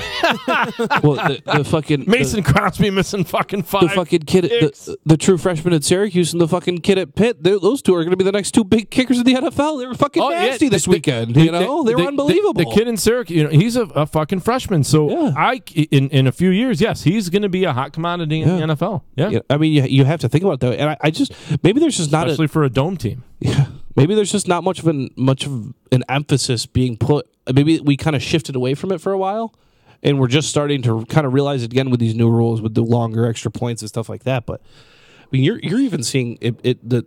I call it the kind of Mike Tomlin but some of these way. guys are missing are veterans that have been playing for years. Right. You're kind of going the Mike Tomlin way. A lot of teams are now too. With the first play of the game or the first touchdown of the game, they're going for 2. Right. It's You don't have that guy now that's automatic. I mean, you automatically went to Vinatieri. You knew it was going to be a kick. Jason Elam, these guys. What's his name from the old Raiders kicker? From the 2-yard line, the numbers say a pass is going to work. So yeah, right. You know what I mean? Like, used to be these guys were automatic. Okay, you know damn well you get it within like 60 yards, these guys are going to hit it. Like Robbie Gould, you know, Paul Ettinger, all these guys that back in the day. Now you don't have that. You don't have that face. So these coaches are going for more fourth downs. They're going for more, Yeah, Vinatieri missed this fucking week. I mean, it's ridiculous. Think about Vanderjag. I mean, those guys used to be money. Yep. Think about too the kid that came out of Florida State that Tampa Bay took, Aguayo. They'd use a second-round pick on that cat. Oh, he was on the Bears for like half a week. Yeah. Aguayo was a second-round pick, and he remember the yips he had last year early in the season. He couldn't. Man, you couldn't ask that guy to just drop kick the ball from here to Sill. He was fucking so bad. And that's why, guys like Janikowski are still playing it. Right. Janikowski did not miss a kick this weekend. I mean, that guy, he's what, 45 years old and he's still booting them? Right. That's why, because he's that good. They need him. So if you're a decent kicker in the league, you're right. They might ask for more money, but then these teams are like, well, prove it. I mean, they're the first ones cut. I mean, if you're going to cut somebody in pay, you're cutting out your kicker, your punter. I don't know why. I think it's pretty stupid to not pay your kicker. Right. Because we've seen how many games won and lost because of bad kicker. Green Bay lost the game. They left 13 points on the field and lost by 8. Mm-hmm. I'm not hurting over that. Oh, no, I'm definitely not weeping anywhere. From that. Which to a bipolar Detroit Lions team. Right. Well, which I'm considering fuck. What the hell? I said it last week though. The Green Bay hasn't showed me anything. You know what I mean? They're they tied Minnesota. They barely beat the Bears. I was kind of a hater on that statement last week, but you're right. You know what I mean? They're wishy-washy. You can't really get a beat on. Usually Green Bay comes out there and they put teams away, and they're not doing that right now. And to teams that they should be. I mean, Detroit Lions, they should have been killing Detroit. And I get it's a divisional game. Mm-hmm. You know what I mean? But still, I mean, they used to murder Detroit. Yeah. They wouldn't murder the Bears. But they're not murdering these teams. They're not putting them out. Aaron Rodgers isn't fearing people right now. No, because he's hobbling. They don't have, their wide receivers are a little hurt. Their running game's okay. Their defense is not subpar. Yeah. I mean, they're all right in moments, but I mean, they're not anybody that scares you defensively. But Aaron Rodgers is the only threat they have. Muhammad Wilkinson, he's out for the year, right? Yeah. So their big acquisition from last year, he's gone. So and now I think with Clay Matthews, all those penalties he was getting, I feel like he's pulling up. Right. His aggressiveness is gone. I think his love for the game is kind of dwindling down. You can tell by some of the statements he made, and that's why I feel like next year he's probably just gonna be like, "Fuck it, I'm done. Right, I'm retiring." Yeah, I'm not gonna deal with this shit anymore. Especially since they're subpar, they don't have a chance. They're not really. You're paying me to do a job I can't do. Exactly, and they're not even in the run right now for the Super Bowl. I miss that. They're paying him to not to argue on his side, but they're paying him to kill quarterbacks, right? And he can't do it. Right, and he's from the old school. Right, I mean, he's played long enough where he knows. Yeah. Like back in the Urlacher days, in the Ray Lewis days, where you could really clobber someone. And that's even those guys had to pull up when you think back to the guys like Taylor and back in college I used to have to pull out all the time. Yeah, he never pulled out. Dudes with butts creamed all over the place. No. Now will someone blow it on my face? Beer me. Yeah, I'll take one too, Caleb. Beer bitch. I just want to point out too that you see us wearing the pink. We are doing Real Men Wear Pink.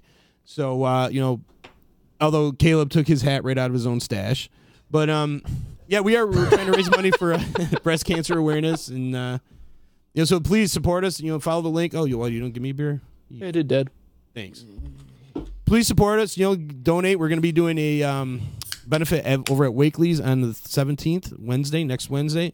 We are going to do a guest bartending gig. Oh, God. Yeah. Am I going to have to make my return to Varick Street? Yes, you are. Come on. Yeah, I'll be behind the bar, too. Oh, no. My return to Varick Street bartending. Done. Bitch. All right. Here we go. So wait, is baseball officially done now? No, fuck off. I thought it's done. Shut the fuck up. We're not talking about baseball. Well, now everyone can talk about football, right? See, as long as there's still baseball on the East Coast, so I guess the Red Sox are still in it. No. As long as the Yankees are done, so baseball is completely over. Well, in essence, is the baseline going to be on next week? No, I think they're done now because the Yankees are done. All right. But listen to the baseline. They're on every week. My Facebook post just went completely down to zero baseball talk. It's like Yankees this, Yankees that, and then nothing. Then they're like, oh, the Giants suck. Fuck. What about the Knicks? Speaking of the Giants, hot lunch. Giants. they got the Eagles tonight. Eagles are favored by 2. The Giants, however, do have. The Giants have phenomenal fourth quarter numbers. But I will tell you something. If you're the Giants, you don't necessarily have to take the team bus to this game. Right. You could get yourself a new car from the guys at Nye. Oh, could they? Yes, from the guys at Nye. I don't. You don't have the review, mother. That's why I fucking point at you, Silver. I know. I'm like, oh, that son of a bitch. Nye Volkswagen in Rome. Stop into the showroom, 5865 Taberg Road in Rome, and see why all their customers love their Nye VW. Mention Disruption Network and receive $250 off any purchase. Check out their inventory at Nye VW. What the hell is that? We're on Hooked on Phonics. Right. Okay. Wow, that is a really weird. NyeWVW.com. NyeVW of Rome. Okay, so I have too many W's. NyeVW. Yeah. Again, that's NyeVW of Rome. .com. And you mentioned Disruption Network to get $250 off your price. Take it. I've never read that one before, so you guys got to please forgive me, Nye. I apologize. No, I think you did well. So maybe the Giants will get themselves a new car on the way to the game tonight. Okay, a new car. All right. So the Eagles are going to go into New York. Two teams that, oh man, this is kind of an early make or break game. I'm not going to call it a must win for either team, but it's a must win. Wouldn't you guys agree? No. I think it's probably more of a must win for the Giants. I do. I agree for the Giants. Philly, they should win. They should win. If you want to win that division. But you don't have to win this game to win that division. That division sucks so bad. There's no real threat from Washington, or or Dallas. I'm sorry, I just don't see it. No, you get more. I think Washington walks away with this division. Oh God, no. I can't say no.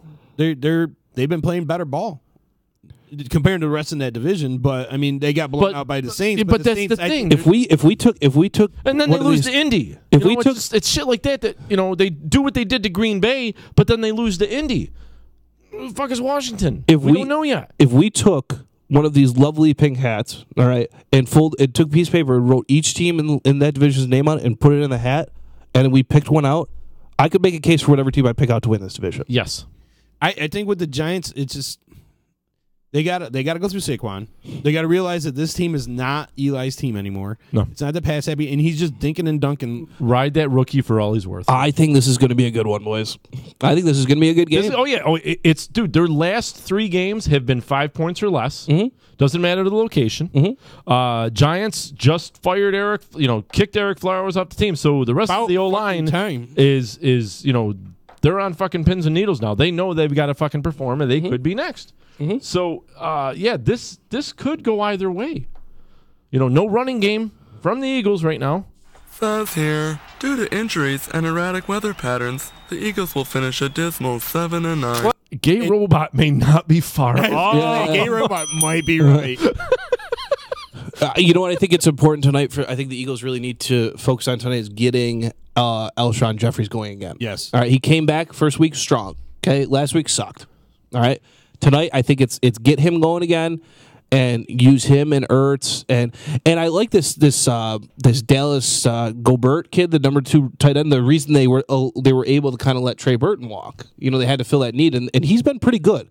Their number 2 tight end quietly. I was talking to Cody about him the other day, and I was like, Gaudet is his last name. Dallas Gaudet is his name. And I was like, who the fuck is this guy? He sucks. His name's Dallas. Yeah. Fair. But he's been playing. He's been pretty good quietly for them. I mean, Aguilar, if he can catch the ball, it's like you said, it's going to be what's going to come out of the backfield tonight for them. So I think they're going to have to get a little creative tonight. I think the Eagles are going to. And I'm going to... See, last year they had that Torrey Smith let me factor. get a pen. They had that Torrey Smith factor last year where, now... Let me steal Rob's pen. He is not going to fucking need it. Who are you going to cover? I mean, last year, you had Torrey Smith, you had Aguilar, you had Alshon, and then you had Burton and Hurts. Who are you going to cover? Now they don't have that Torrey Smith who could take the top off. Mm-hmm. They don't have that. Take your top off. Yeah, you wish. Yeah. That Silver's mom calling again? Uh-oh. Meatballs. With that being said, Lenny's saying Dallas is a beast. But, he's a San Fran fan, so we can only take his word so far. Yeah. We didn't even talk about them. He thinks Garoppolo's good. I think he is too. I'm going Eagles, guys, on the road. I don't love it. But I'm going Eagles on the road. I'm going Eagles as well. Man, do I want to be... Oof. I'm like. Do you want to piss your brother off? I think he don't even go to Eagles right now. Man, I can't. I don't have a lot of faith in either one of these teams right now. I feel this is a game for Wentz to come out and prove that he can carry the team on his back. This is that game because there is no running game. So now it is all Wentz. Do I feel he's up to the task? Yes, I do. See, I think the Giants. Eagles. I think the Giants saw a little bit last week against Carolina. Carolina's not a bad team. They were. And they almost won that. Giants did. And the Giants put up some points. And as bad as Eli played, at times they figured out ways to get Saquon the ball. They got to get Odell Beckham more involved, but more importantly, they got to get the role players involved more. The Sterling Shepherds, the guys that take the heat off of Odell. The guys that people are going to forget about. They're working on the second, third string, DBs, and their DBs aren't that good over in Philly. They've been battered up or whatever. So I'm going to take a chance. I'm going to go with the Giants. Oh, pussy. I'm going to go with the Giants. I think Saquon is one of those talents. They got to figure out ways to get him the ball more. And whether it's in the running game, passing game, they just got to give him the ball more. They got to, I don't know. He's young. He can take it. Feed him the rock. At least put Eli in a shotgun if you're going to pass the ball. Put him in the shotgun a little bit more. Do you want me to take that R and change it to a C? Hey, why don't you, Silver, send me that piece of paper over here, and Letty, why don't you pick for the guests this week, buddy? Why don't you stick it out with us and make a pick? So I'll keep track. He could be our guest pick. All right. So whenever you could fire him in, just go with. So we're through the Giants and Eagles, and now we're on to the Arizona Cardinals. Are 10-point underdogs. He said Giants will control the possession of the and run the ball. Giants win. All right. I got it circled for you. I got it circled, Letty. They definitely have the up in the run game department, and I think in the wide receiver department. Just the quarterback part of the department, they suck balls. Yeah. But Eli's one of those guys, like we said, that he can have a really good game. You think they're better? You think they're better than? We're talking combos. Aguilar and Jeffrey versus Odell and Ingram. You think? Well, Ingram's out. Oh, okay. But you still got Sterling Shepard. Sorry, that's Shepard. Yeah. But then you got Saquon Barkley. You have to add him in that wide receiver core. Like he's that Le'Veon Bell. Okay, so now you got three, and their third is I don't even know who the third running back for the Eagles is. So Corey Clement and Smallwood is who they're going to be running with. But I know I'm going with Giants on that one. It's a tough call, but got to go big blue. All right. Arizona goes into Minnesota as 10-point underdogs. Dude, we know Arizona's going to crush them. Rosen looked pretty good last week. He didn't look too bad. I'm not going to hate on the guy. He was okay. He's going to do well. I just don't think there's enough talent there, especially when you go against Minnesota. Minnesota's defense isn't quite what it was last year. Right. This 10 points isn't. It's probably going to finish a 10-point game. It really is. Minnesota's going to win. I'm going to say I don't think they blow their doors off. I mean, they're able to keep the points up within 13. That's where I'm going. All right. I mean, they're able to hang with the Rams a little bit. They squeezed one out last week against Philly? Was it the game they played last week? Who, Arizona? Yeah. No, Minnesota. Yeah, Philly. So they squeezed one out against Philly. They're competitive. You know what I mean? They're not, besides that Bills game, which was an anomaly, but they've been able to keep up. But, you got Thielen and Diggs. Yeah. And Cooks. I'm going Minnesota. Yeah, I'm going Minnesota. Yeah. Unfortunately, I'm rooting for Arizona, but I'm going for Minnesota. All right, great. That was a really quick What about review. you, Lenny? Yeah. What are you doing? Yeah, Lenny, just send yours in, and because I know we're a little. Or anybody out. Oh yeah, he's on a delay. Yeah, so yeah. Arizona defense is sneaky good. Arizona wins. Jones is a beast. Ooh. Oh. Okay. John Jones's brother he's talking about there? He's two underdogs for him so far. All right. The LA Chargers at Cleveland. Chargers favored by 1. The line hasn't moved on this.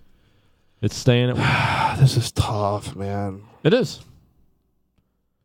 I'm going Chargers because I'm going Chargers just because they're my Super Bowl team. And you got Phillip Rivers. Yeah. Phillip Rivers is one of those quarterbacks you can't really bet against. Nope. I mean, he doesn't win the big one. That's a great point by Lenny, by the way, about Minnesota. Minnie hasn't had any run game since Dalvin Cook went down, and I think that's directly affected the way Kirk Cousins played. That's not a bad point. Minnesota still wins. Okay. I'm going with Chargers. I mean, Chargers got a good defense. They got a lot of weapons on offense. I just don't think the Browns have enough to compete with them just yet. I mean, the Browns' defense is good. Now, hang on. Here we go back to that. A West Coast team coming out to the East Coast. Yeah. I mean, it's only Central. It's not East Coast. It's Central, so it's not that big of a trip. I don't think it matters. But I think that the Chargers. I think the Chargers them. got better veterans. Yeah. Like when you got a guy like Phillip Rivers versus a guy like Mayfield. Mayfield's going to be under pressure a lot in this game. I mean, Ingram is going to have a field day. I think that the Chargers defense should be able to disguise a lot and make him make errant passes. Cleveland wins their second home game in a row. Wow. Cleveland wins their second home game in a row. Me and Lenny are on the same page. Just 2-0. Just 2-0. Had a couple drinks before I got here, but just 2-0. Cleveland, man, I'm telling you something. They're grinding. They shot themselves in the foot in that fucking Oakland game. All right, and they came back and won. And I'm telling you something. I'm drinking the Kool-Aid with Dave Bandick, and I'm going Cleveland. Where is Dave this week? What the hell? I know. Awful quiet. Wow. I mean, that's a bold prediction right there. He's gonna. You know what Dave will probably do? He'll probably check out and listen this week on DisruptionNetwork.net, where you can listen to any show on the Disruption Network. Good call. Yeah, that's where I'll be. Okay. So who are you picking in this? I'm going LA. But it's I'm going LA. That's it. No, yeah, thank you. Cleveland, no, it's just you're right. Cleveland at home. It's a tough place to play. Have you said anything in the last 20 seconds? No, I really haven't. Just because I'm still, as I'm speaking to you, I'm still trying to talk myself into it. No, I'm going LA. That's Chargers it. are a sneaky good team. I feel they're a better team than I Cleveland. think out of that division, Cleveland's still growing. The Chargers and the Kansas City Chiefs are the best teams out of the West. Not just out of the same division, but they're the two out of that entire West Coast teams. I think that's another good point. I think that's counting even the NFC too. The Browns defense is going to be tough on Phillip Rivers. Well, besides LA Rams, the Browns defense is good, gentlemen. They're good, and they're very good. And I questioned that pickup when they who's that quarterback or the corner that they picked up in first round? Denzel Ward. Yeah, that kid's not bad, man. That kid's pretty good. Like I questioned that pick, and I was like, what Cleveland's defense did to the Ravens last week really bothers me. But Chargers are running a 2-game winning streak. Melvin Gordon is good, man, and they're the wide receiver. No, what the hell's his name is escaping me right now? Their wide receiver on Chargers. Chargers. That's Mike Williams, Keenan Allen. Keenan Allen. That's where I'm staying. Keenan Allen. I mean, that guy's. Yeah, Christ, should we move on, Sil? Are you going to be okay? Fucking please, before I fucking pull a chicken and go, oh, shit. And looking at his sheet last week was fucking trying to do a Your puzzle, circle of the word Vegas puzzle. line. Your circle of the Vegas line. Lenny's saying Cleveland has momentum. They believe, so he's going with Cleveland. He says Rivers is a statue quarterback. Brown's D-line is fast. Secondary is opportunistic. Let's talk about... What are you drawing? Dick pics? He did, too. He drew a dick. What are you drawing what's on your mind? My dad was an art teacher. My dad's an art teacher. Sad thing is he traced it. And I'm Polish. The Chicago Bears will head down to Miami. Hopefully they'll play this game. If they're 3.5 point favorites. Yeah, it's weird.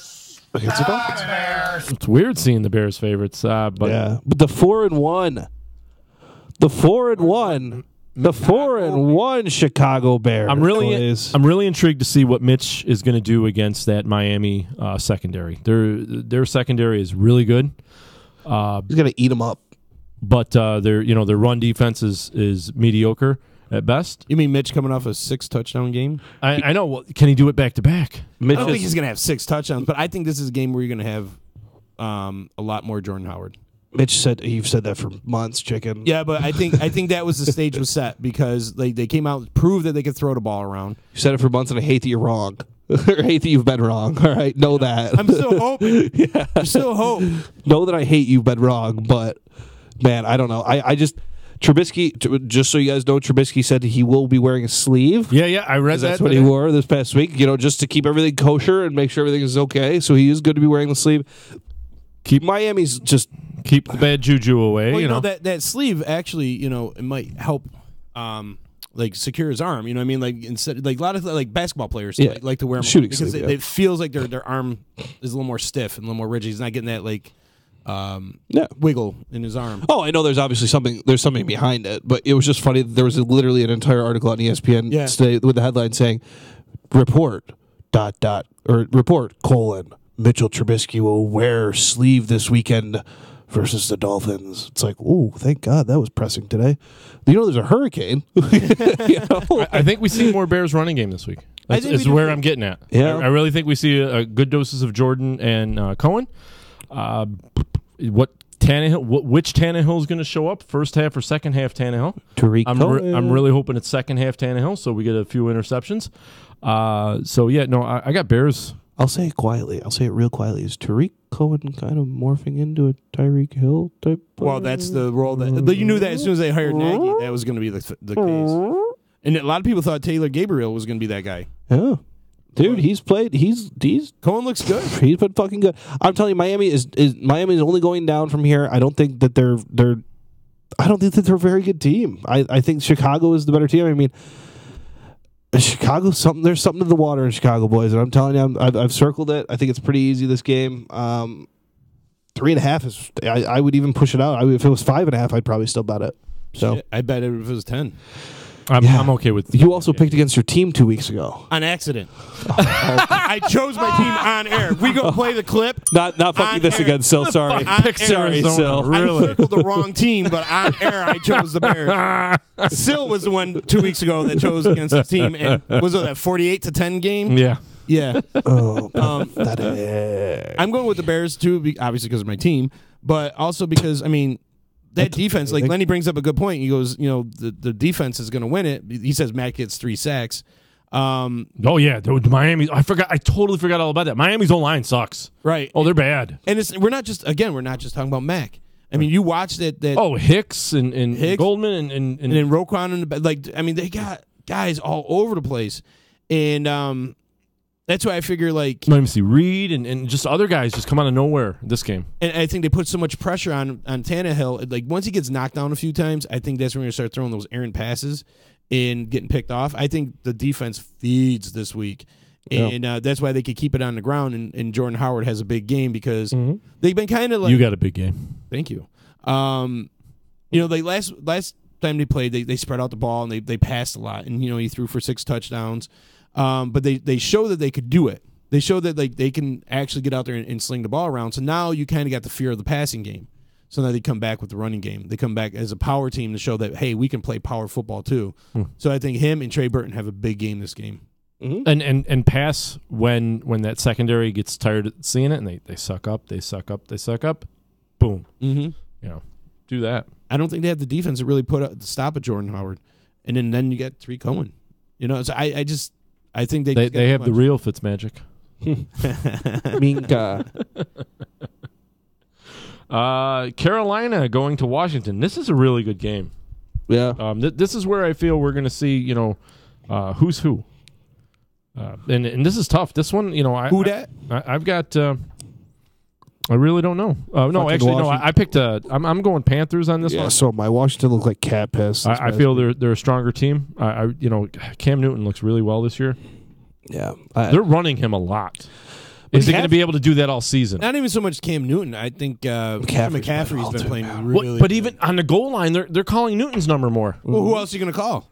Ghostbusters? Fuck! I was just going to say. I mean, they have nobody else. They don't have a power back. What? No, they don't. But they could stretch McCaffrey out to the edge. Jonathan Stewart's gone. I mean, he was that guy that they would put in the goal line. Right. Who else he gets you those tough yards. Yeah. But Panthers, I feel they're stronger defense, better offense. I'm with them. Washington's so far wishy-washy to me. I'm not wowed by Washington at all. They just don't. That team doesn't do it for me. They haven't done it for me all year. I did just pick up AP in my fantasy league this week also. Why would you do that? He just separated his fucking shoulder. Throw-in player for get past the bye weeks. All right. Who did you pick up? AP. Oh, I got Odell Beckham in AP in a trade. It was cool. No, it's not. He just separated his fucking shoulder. So you both are going Washington? No. Idiot. Both going Carolina? Yes, I'm going Carolina. Did we figure out who won last week? Oh, so last week, Gaffney went 8-7, and I tied him. You two fuckers won at 11-4. So how long? I think me and you were tied now. Big is my lead. That's that 3-game lead I had. So and he's like 6 games up on us. Yeah. I gave him a head start too. Right. Yeah. Yeah, Lenny, 3-headed linebacker monster in Carolina is too good. I really want to go with Redskins, but I'm going to go with Carolina. Yeah.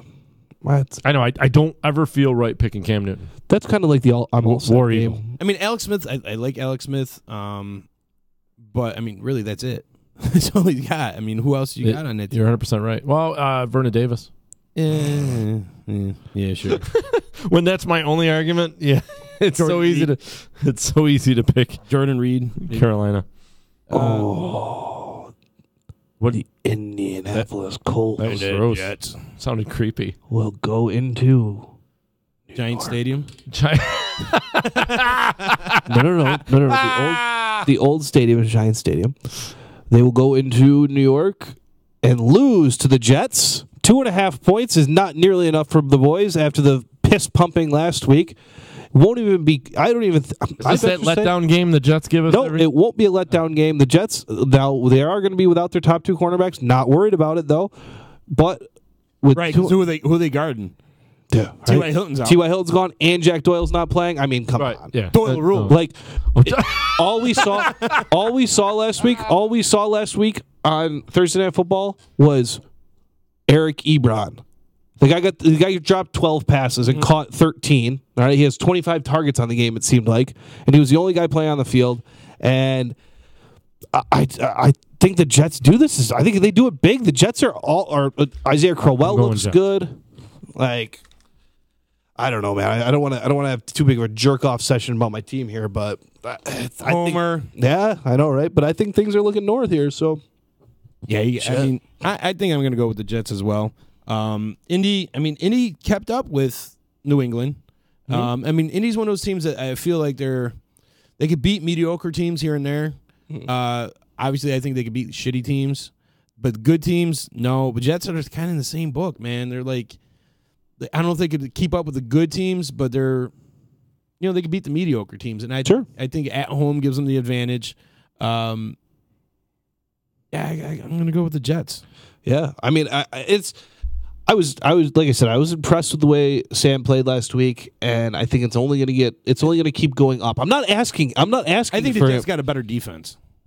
Yeah, it's got a better defense. Yeah, I think in this game that's easy. A big surprise for the Jets this year was they took this kid out of actually like a Division II college in Canada. All right, his name's Henry Anderson. He's playing DN for them, and he's been nothing short of unbelievable. He's been, I think he's got 3 or 4 sacks on the season already, and he's in on every play.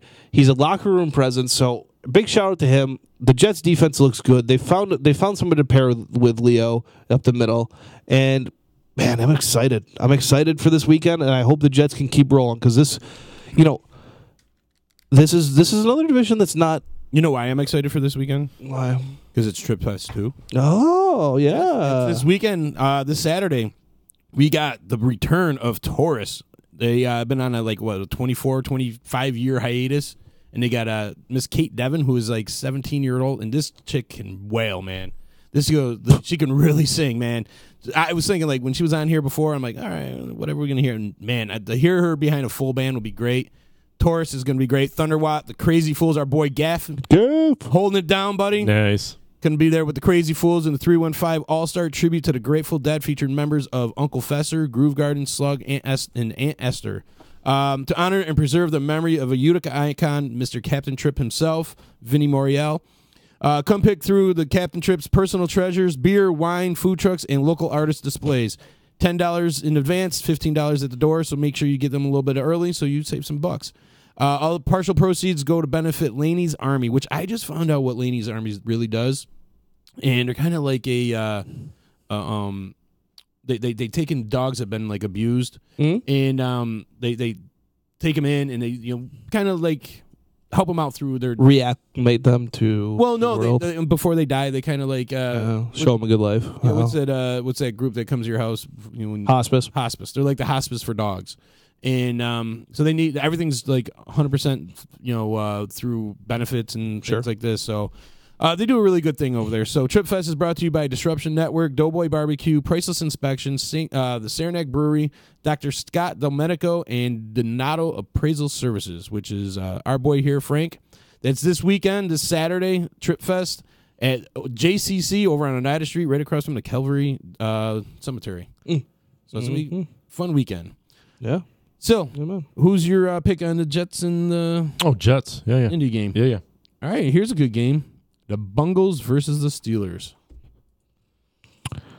Oh man, this is tough. I could see why the Bengals get 2 points because records. I guess that's why that's there. But I think the Steelers are just too much, man. I think the Steelers go out and I think this could be another big lopsided game from the Steelers. I think the Steelers offense is just clicking. No, I think the Bengals are clicking. That sucked. I think Mixon's going to have a good game.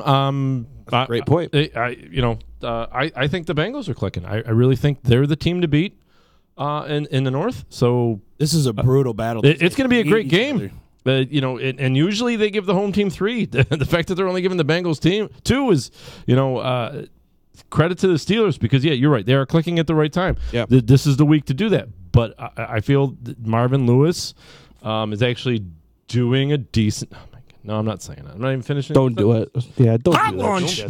I think the Bengals are a better team defensively, and what they did last week at Miami was just unrealistic. Yeah. So yeah, I hear what you're saying, and we talk about how well the Bengals defense is playing, and you're picking Pittsburgh. I'm going Pittsburgh. I can tell just by your demeanor. I'm going Pittsburgh because I bet against Pittsburgh last week. Fine, that's where I come up on both of you. And I bet you wish. I feel like you said, I think Pittsburgh's kind of got something rolling. I think there's a deep down hatred for the Cincinnati Bengals, and usually when it comes down to like these hatred games, I almost always go with Pittsburgh because they always kind of like get it up a little bit more. I mean. Yeah, you do. Yeah, it could have gone a lot of ways with that one. Yeah, right? Yeah. I just feel like they dig down deep and play harder against these bigger teams. And, you got Roethlisberger, Antonio Brown. I mean, I'm totally taking that sound clip from fucking Caleb.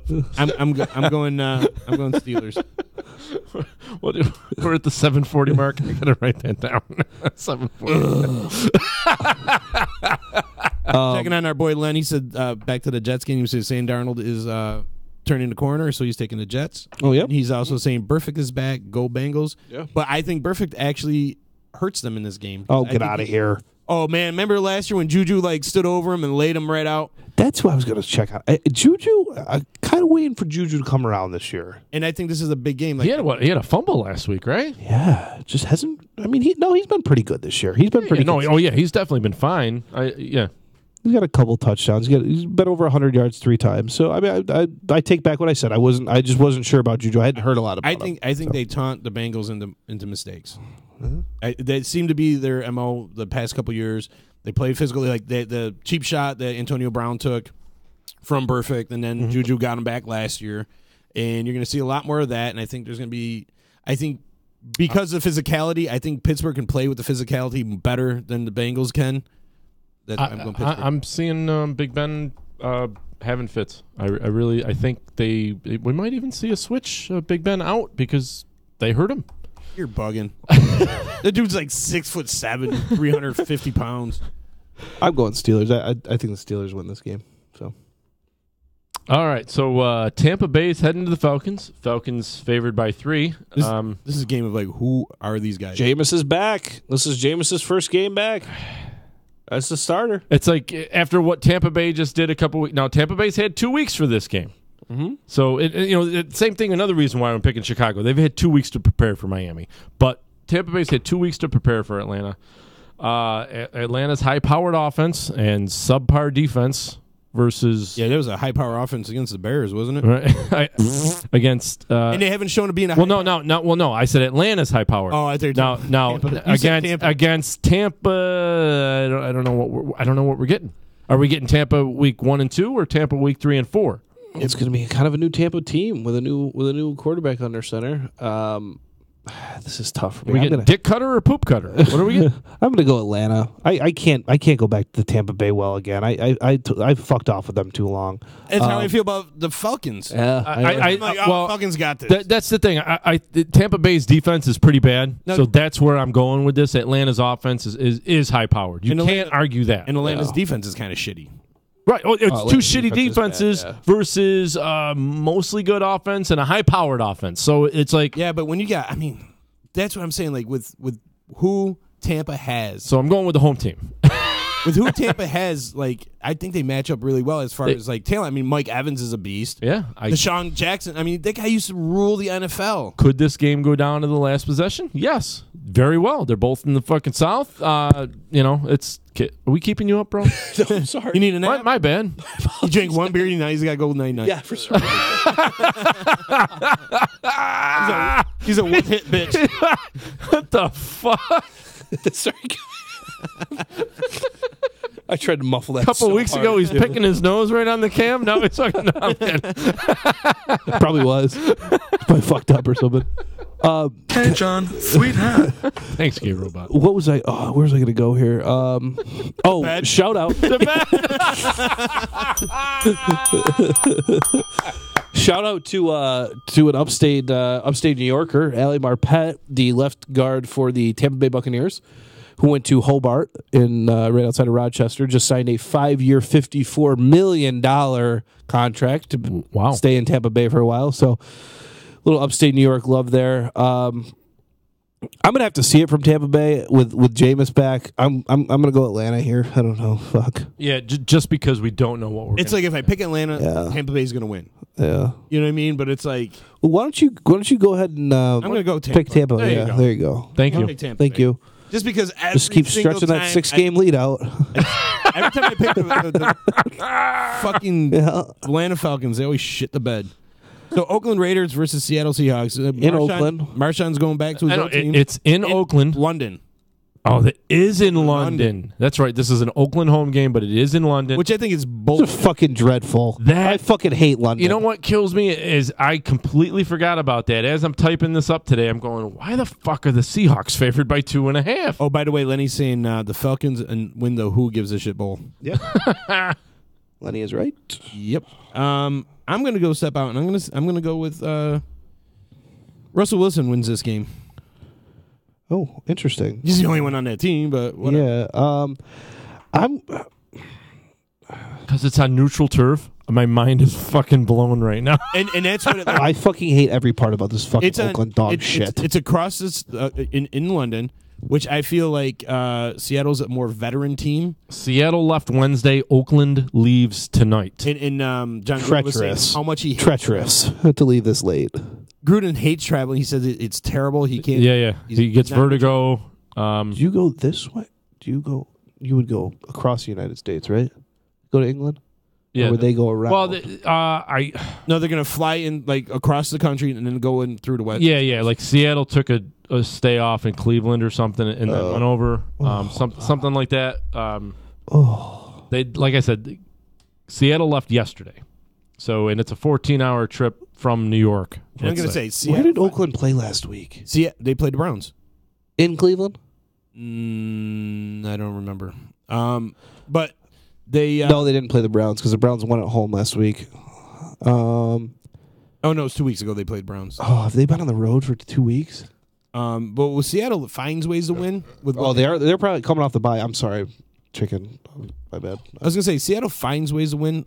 You know, like with their team, the way it's no. Oakland played the Chargers last week, and they lost, right? Right, and it was 2 road games in a row.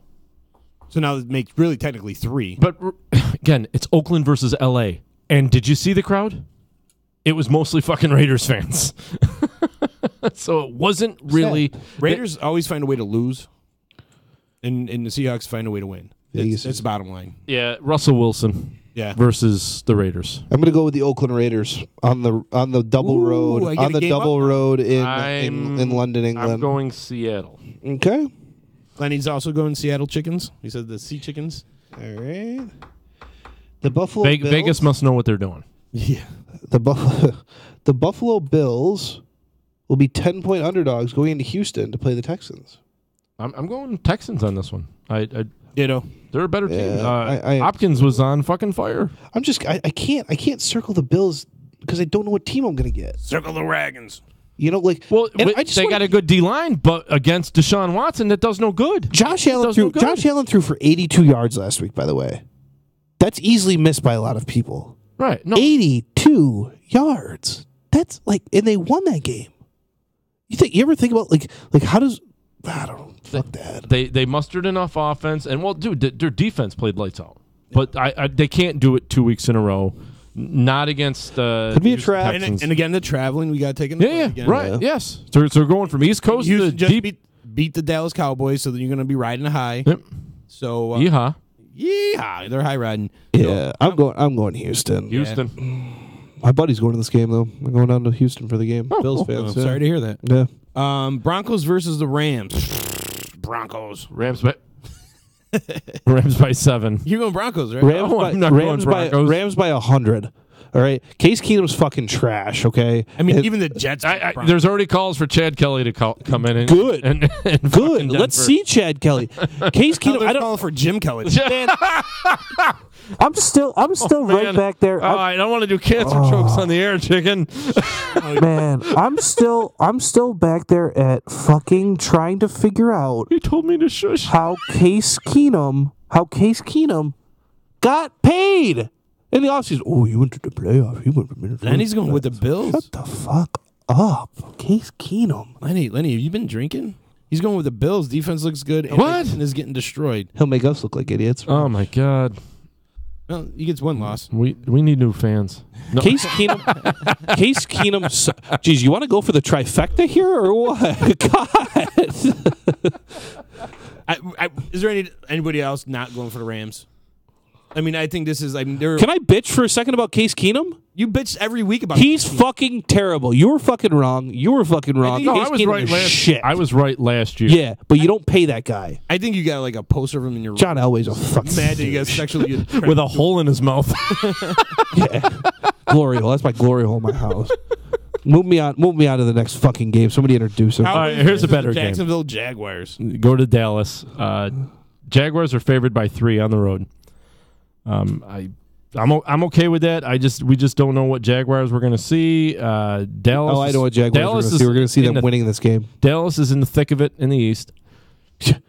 So are we. Jacksonville. Just cast characters there. It's just too much. Defense is good. No, I'm just not impressed by Dallas at all. That's the thing. I'm not impressed by Dallas at all. As bad as the Jaguars' offense has been stagnant, their defense has been mediocre. I'm very underwhelmed by Zeke. He's putting up okay numbers. I don't know how he's the fucking leading rusher. I really don't. Because that's all they do. Right. They don't have any way to pass, so they got to run. They've got no wide receivers, no tight end. Yeah. Yeah. Woo. So I think we're all going Jacksonville. Okay, yep. And Jacksonville doesn't lose 2 in a row. They haven't been. No, you're right. They don't. They that's usually even come back right. and kick ass afterwards. So I'm thinking you might see them drop 40 in this game. The Cowboys, that's possible. They really don't have much weapons, and especially against a defense like that. You got no wide receivers.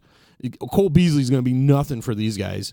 And I think they're going to harass the shit out of. I just remember the shit talking Ramsey did before the beginning of the fucking season, and he has just played like poop all year. So is this that game he steps up and of course he's going to shut down a nobody receiver. Right, they got a nobody receiving core, so all you got to really do is concentrate on Zeke Elliott. Mm-hmm. Dak Prescott hasn't shown that he can take a team on his shoulders and lead it to win. Correct. And Jags are just too tough, even without Leonard Fournette. So I think Yeldon's going to do just fine on that team. Jags. All right. The horribly boring Baltimore Ravens are going to go into Tennessee and play the horribly inconsistent Tennessee Titans. And the Ravens are just as inconsistent, too. Yeah. I know. The Ravens at least can say they haven't let up a touchdown in the fourth quarter all year. Wow, there is John. You waited a while on it, John, tonight, but hey, thank you. Your weird stat of the day. Yeah. Here's Silver's worthless stat of the day. The Ravens haven't given up a fourth quarter touchdown all year. Thanks, John. Okay. It's just that the Titans' offense is it's not impressive. Hasn't really scored much. What was it? Kind of having trouble getting going. You're right. But I'm going with Tennessee, man. I think Mariota's finally starting to feel his hand again. I think that was an issue. I think that Tennessee I kind of like Deion Lewis. Deion Lewis has been pretty good there. The defense has been pretty good. I'm not as worried about their offensive line as you are. I know that was a main concern for you. I've watched them. I didn't think they were that horribly bad. I just don't like. I don't know. I think Tennessee wins this game. I think it's going to be close, though. I think this could be this could be the missed field goal show, and whoever misses less field goal. Justin Tucker is kicking for Baltimore. He's pretty fucking good, but I think this could come down to field goals. So I'm going to take Tennessee, which is the wrong way to go if it comes down to field goals. But last time they played, Tennessee did win by 3. They played twice last year. Obviously, Jacksonville won the first by 14. Tennessee won the next by 3. I got to imagine that was each home team winning.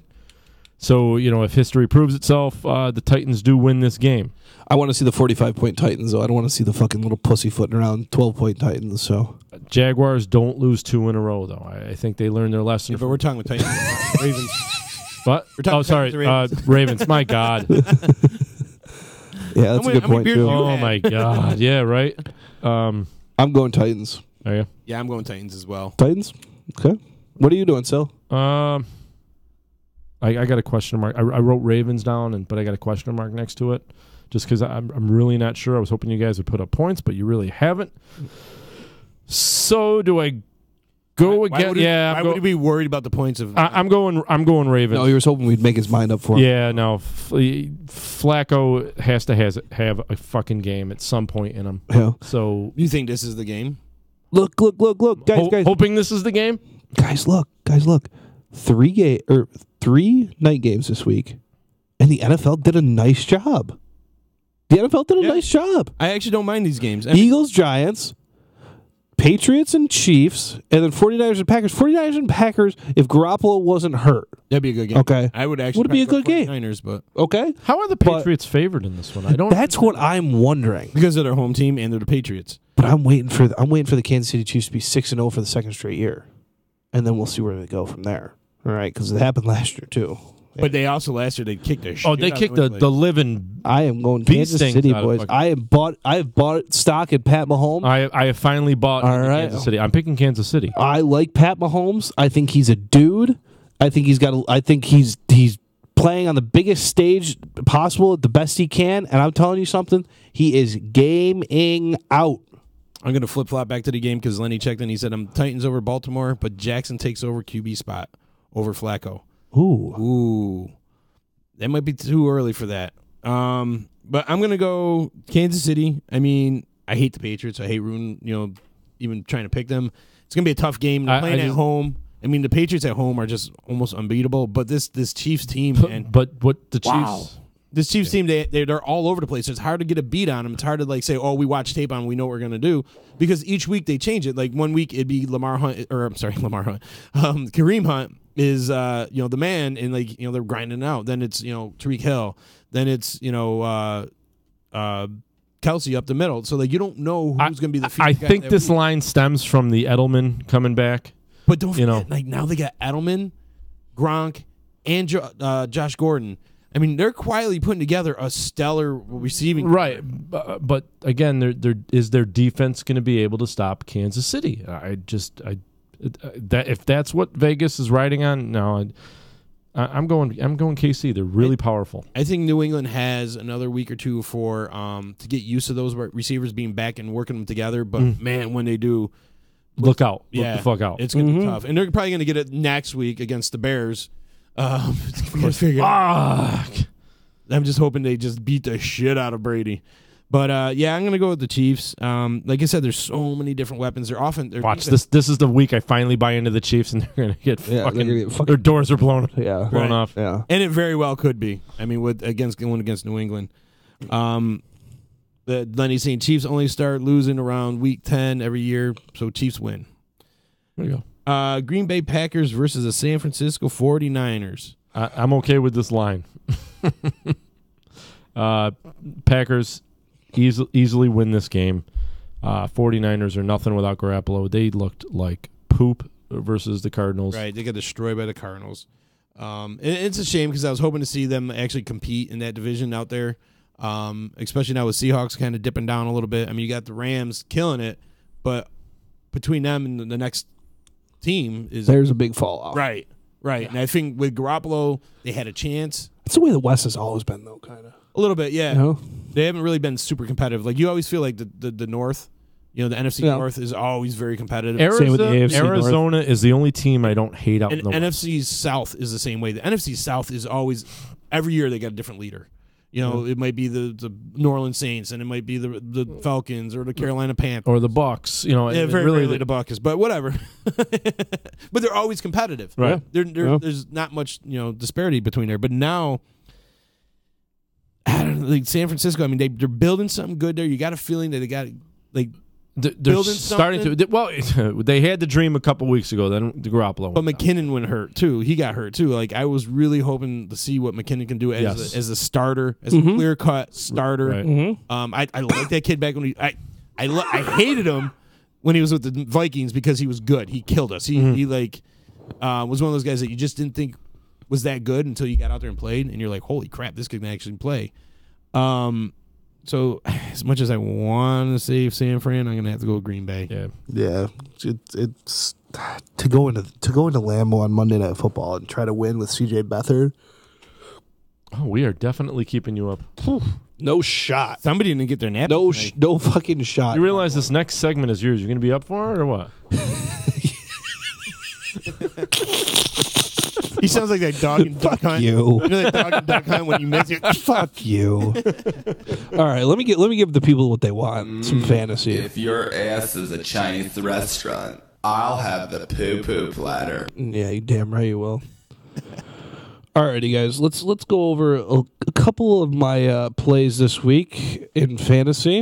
All right, if Chris Thompson plays, I'm getting all piece of him with Washington. All right, I really like Chris Thompson this week. Or you can go on the other side and get yourself a running back in McCaffrey. All right, I like that game a lot. My pardon me. My other play this week. I hate to say it, but if Randall Cobb is going to play this week, All right, for the Packers, and he's going to be the target. So Randall Cobb is a good play this week as well. I really, really, really like Harrison Butker this week, the kicker from Kansas City. I think that game's going to be in the 28 to 35 point range. All right, with I think some field goals mixed in there. So go that way. Tonight, I say go get yourself Ertz if you can, especially if you're going to save money with your lower level running backs. Okay, your mid tier running backs.